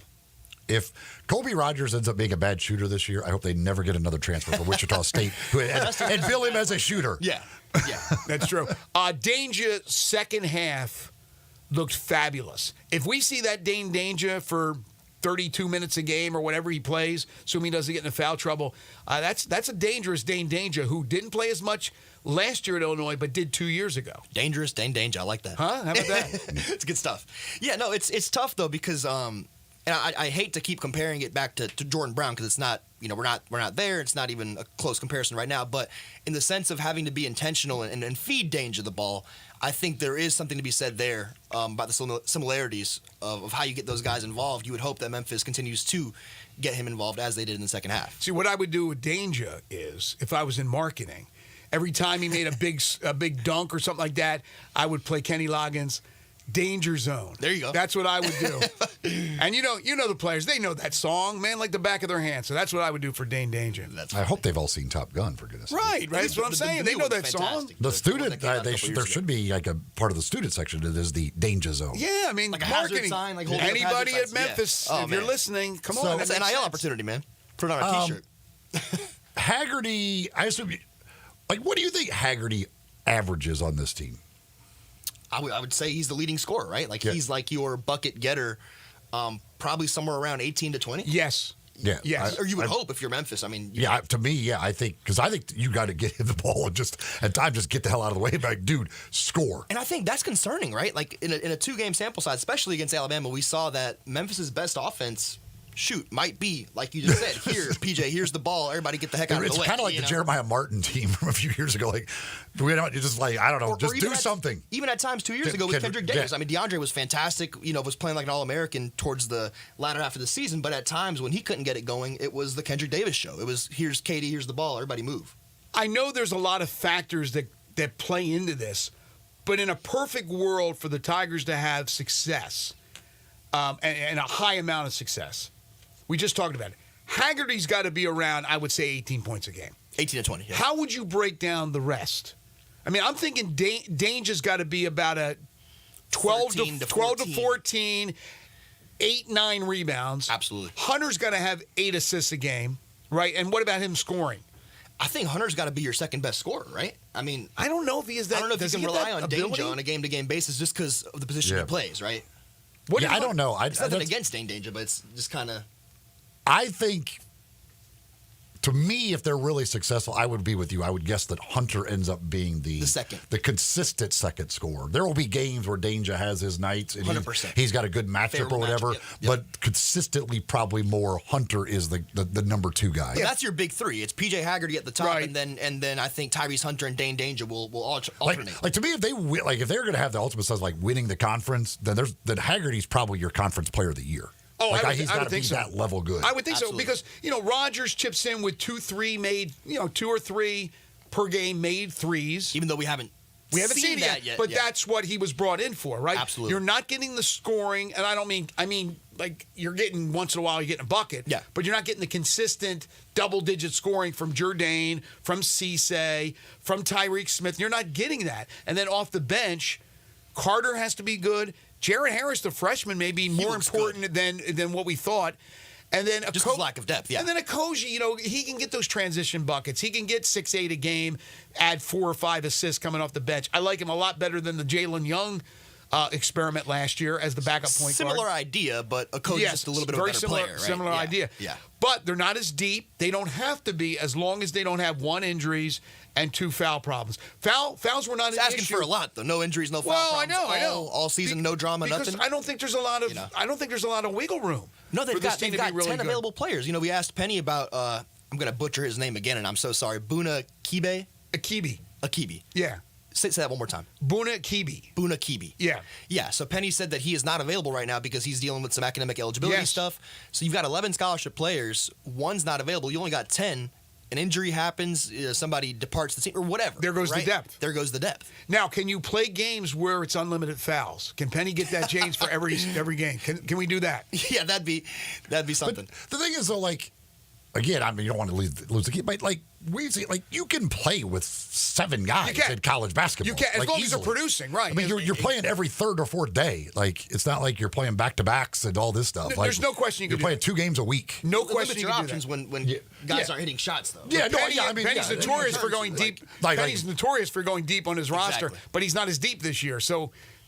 We've seen some of those Duke teams and Kansas teams where they're really great, but they had no bench at all. But they're now, granted, again, they might have 5 McDonald's All-Americans starting lineup, a little different than what you have here. But the depth thing isn't that big of an issue in college basketball when as long as you have a good 7 or whatever, and you're not losing they can't lose Haggerty for a period of time, right? They can't lose those top guys that you're counting on. So I'm going to ask you about the opener here in just a second, because the next time we'll talk to you here on the show will be next Wednesday. But have you done a breakdown yet at the Daily Memphian for the season? What do you think will happen? Because, and I'm not going to do a game-by-game breakdown or anything like that, but to me, I look at this team and I go, okay, maybe they're going to be a surprisingly good team where there's not the fanfare that there was last year. I don't think they can have even anything close to the non-conference record they had last year, because it is daunting. And they're going to go at Virginia. They got to go at Clemson. They got to play Connecticut and others. It's going to be tough. But I think there's no reason why they can't completely flip a 180 of what happened in the conference, battle UAB, win the championship. It may be a one-bid league. But have you broken it down and made a prediction yet on what you think will happen? I have not. That's something I will do, and that's something that will be coming out in the coming days. But something I haven't done yet. I do think, just kind of off the top of my head, 8-5 would be something you take right now, right? If you offer that to a Memphis fan and say, hey, either you kind of roll the dice or you take an 8-5 record through this daunting non-conference slate, I think most people are taking that 8-5. Did Missouri play any high-level exhibition games? I just looked up a box score of them. They played Lincoln College. Yeah, I was going to say, I don't know who their second one was against. No. So they must not have. Because obviously they had the terrible year last year, winning 0 games in the conference. Yeah. I know they had a highly ranked recruiting class coming in, and they did well in the portal. But do you have any idea what to expect out of them?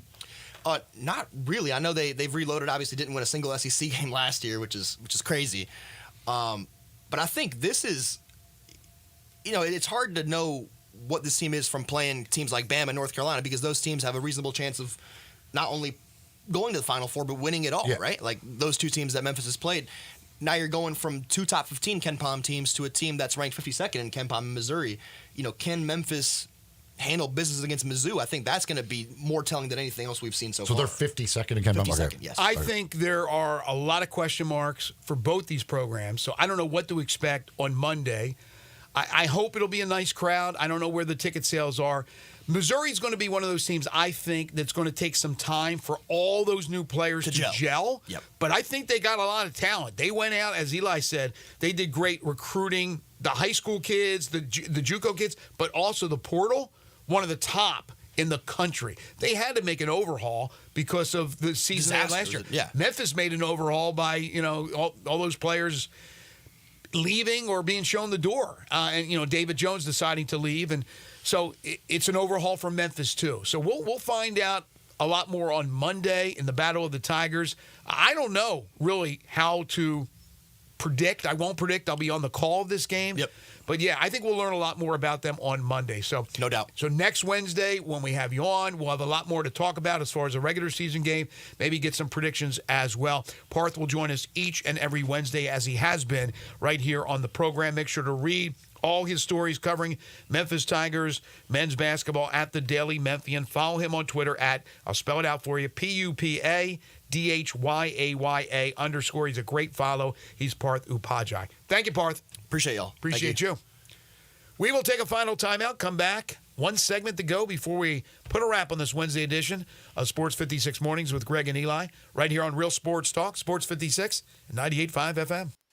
Be sure to follow us at Sports 56 WHBQ on Twitter, Facebook, Instagram, and YouTube to watch live video of our shows. Stay up to date with station events and have chances to win prizes. Don't miss out on anything that's going on. Follow us at Sports 56 WHBQ. Wash your house, wash your office building? Impossible! Not if you call Wilson's Pro Wash. Your house, fence, driveway, warehouse, store, hotel, even cars and trucks can all be squeaky clean and beautiful after pressure washing by Wilson's Pro Wash. Wilson's specializes in cleaning all hard surfaces: concrete, stone, brick, and mortar, even wood and vinyl siding. Then Wilson's can seal their surfaces so they stay looking brand new. Call Wilson's Pro Wash, 901-524-6799, or online at wilsonsprowash.com. Memphis, it's official. Crab King Seafood is where it's at.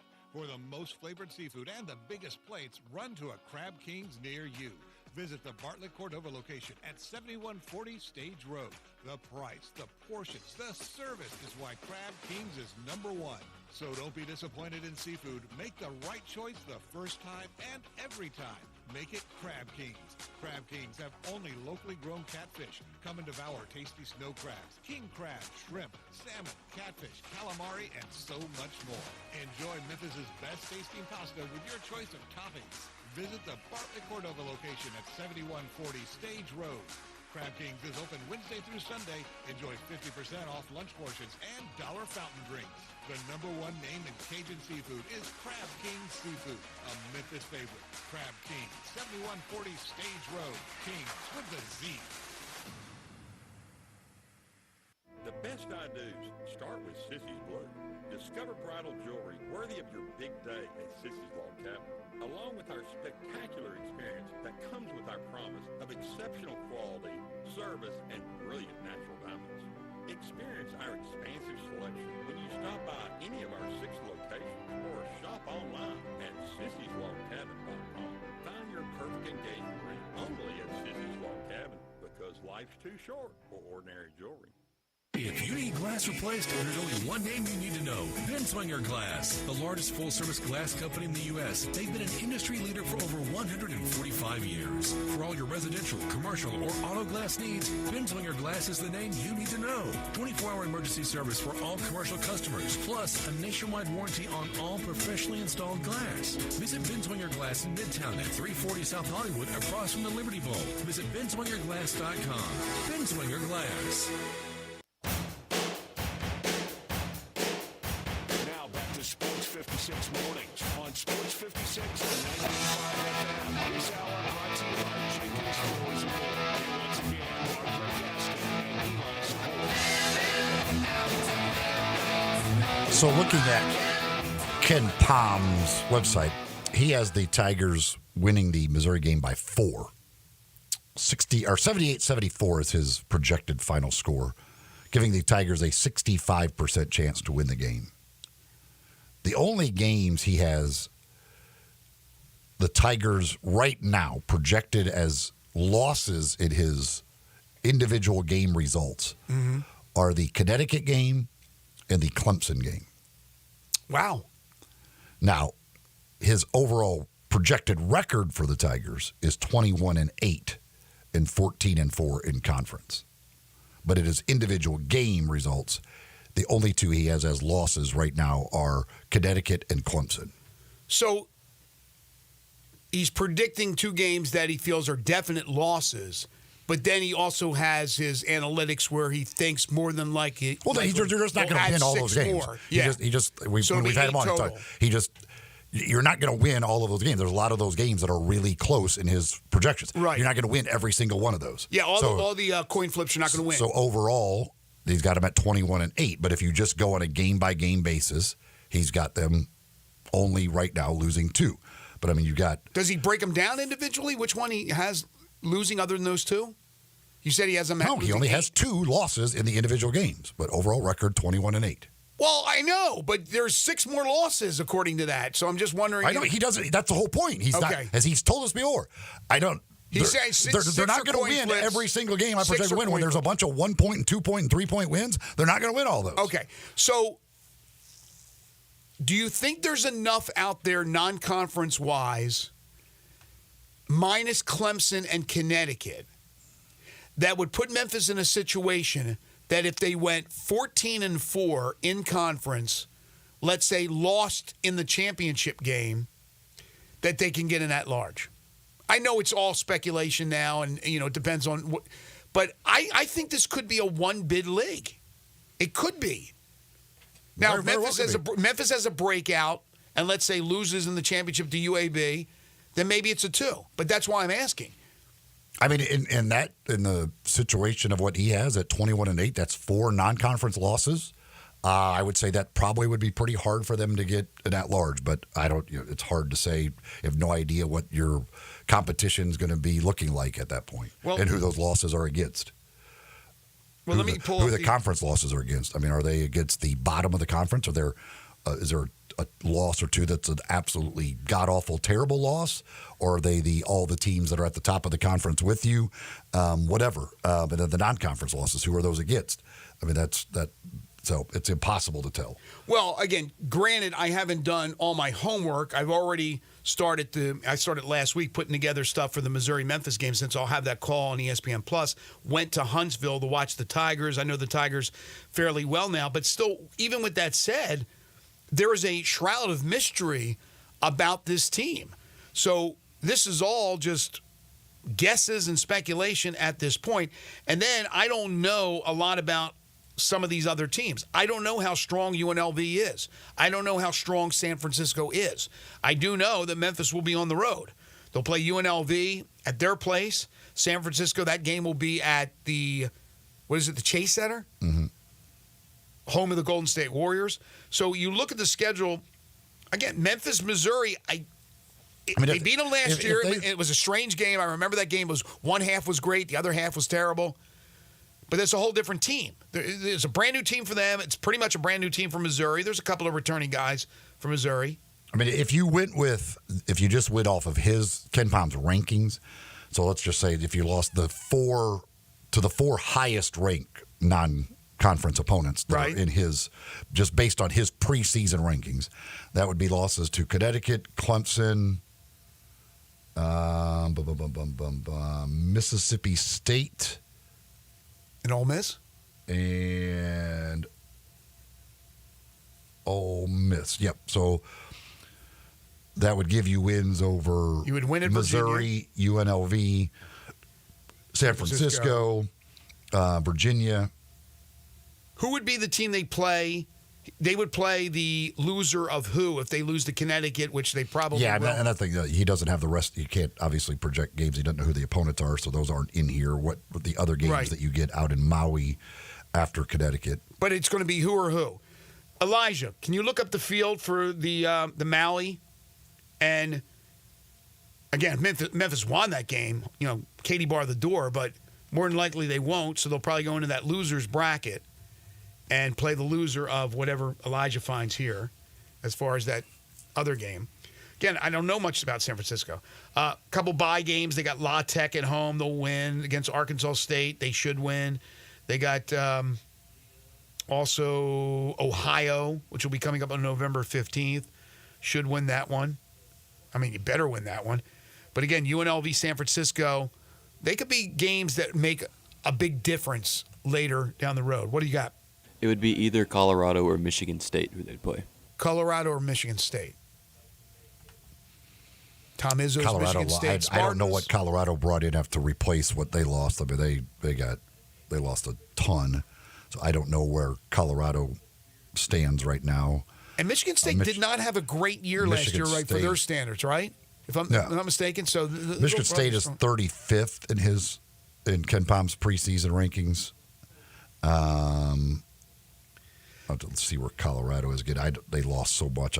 This could have an eerily similar feeling to the Kendrick Davis, DeAndre Williams year. If I'm not mistaken, correct me if I'm wrong. Colorado's 79th in his preseason rankings. So Michigan State would clearly be the favorite in that game. Okay, correct me if I'm wrong. And again, not the greatest memory. The Davis-Williams season, they started out, they had as Penny puts together, a hard non-conference schedule. Did they not struggle non-conference and they lost 2 out of 3 maybe in that opening tournament, which was at the Bahamas or whatever? And then they started to put it together and had a great conference year, and then would go on and go to the NCAA tournament and lose that game to Florida Atlantic, right? That was Davis and Williams.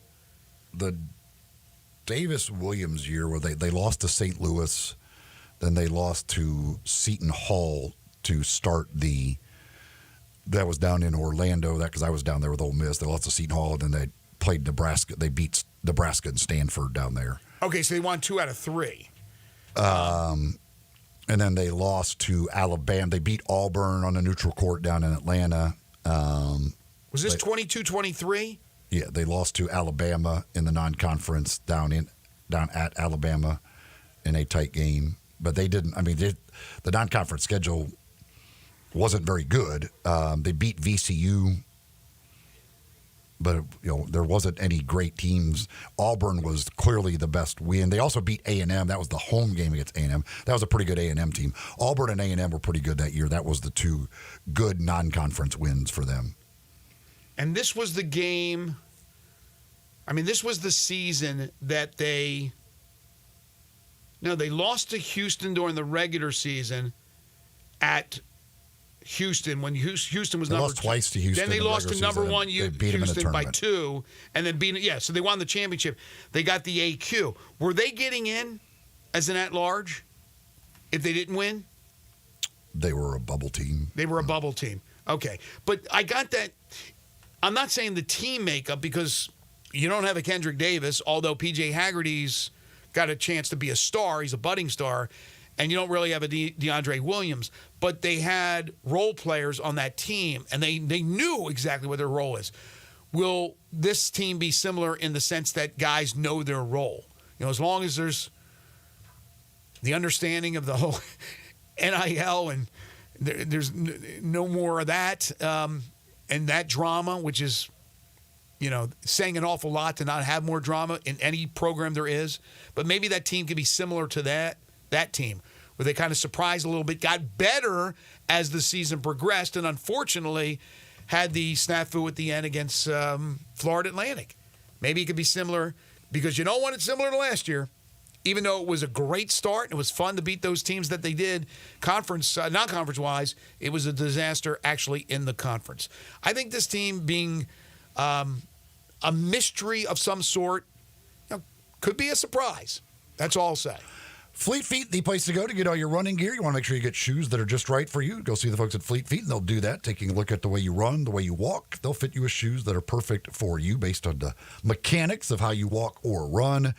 Great to make sure you avoid injuries or any other problems when you're out there exercising. The St. Jude Marathon won't be too long, just over a month away. Folks will be, I'm sure, getting ready for that. Want to make sure you got all your gear. The place to do that is Fleet Feet. 2 locations.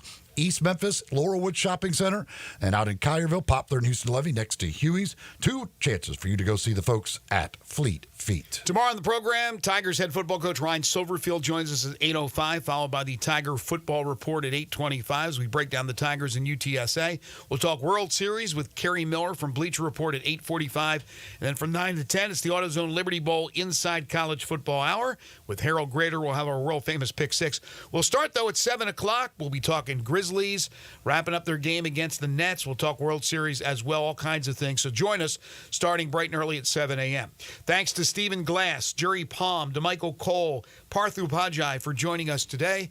Wolo and Friends on Sports 56 is coming up next. For Eli Savoy and for Elijah Siggers, I'm Greg Gaston. Have a great day, everybody.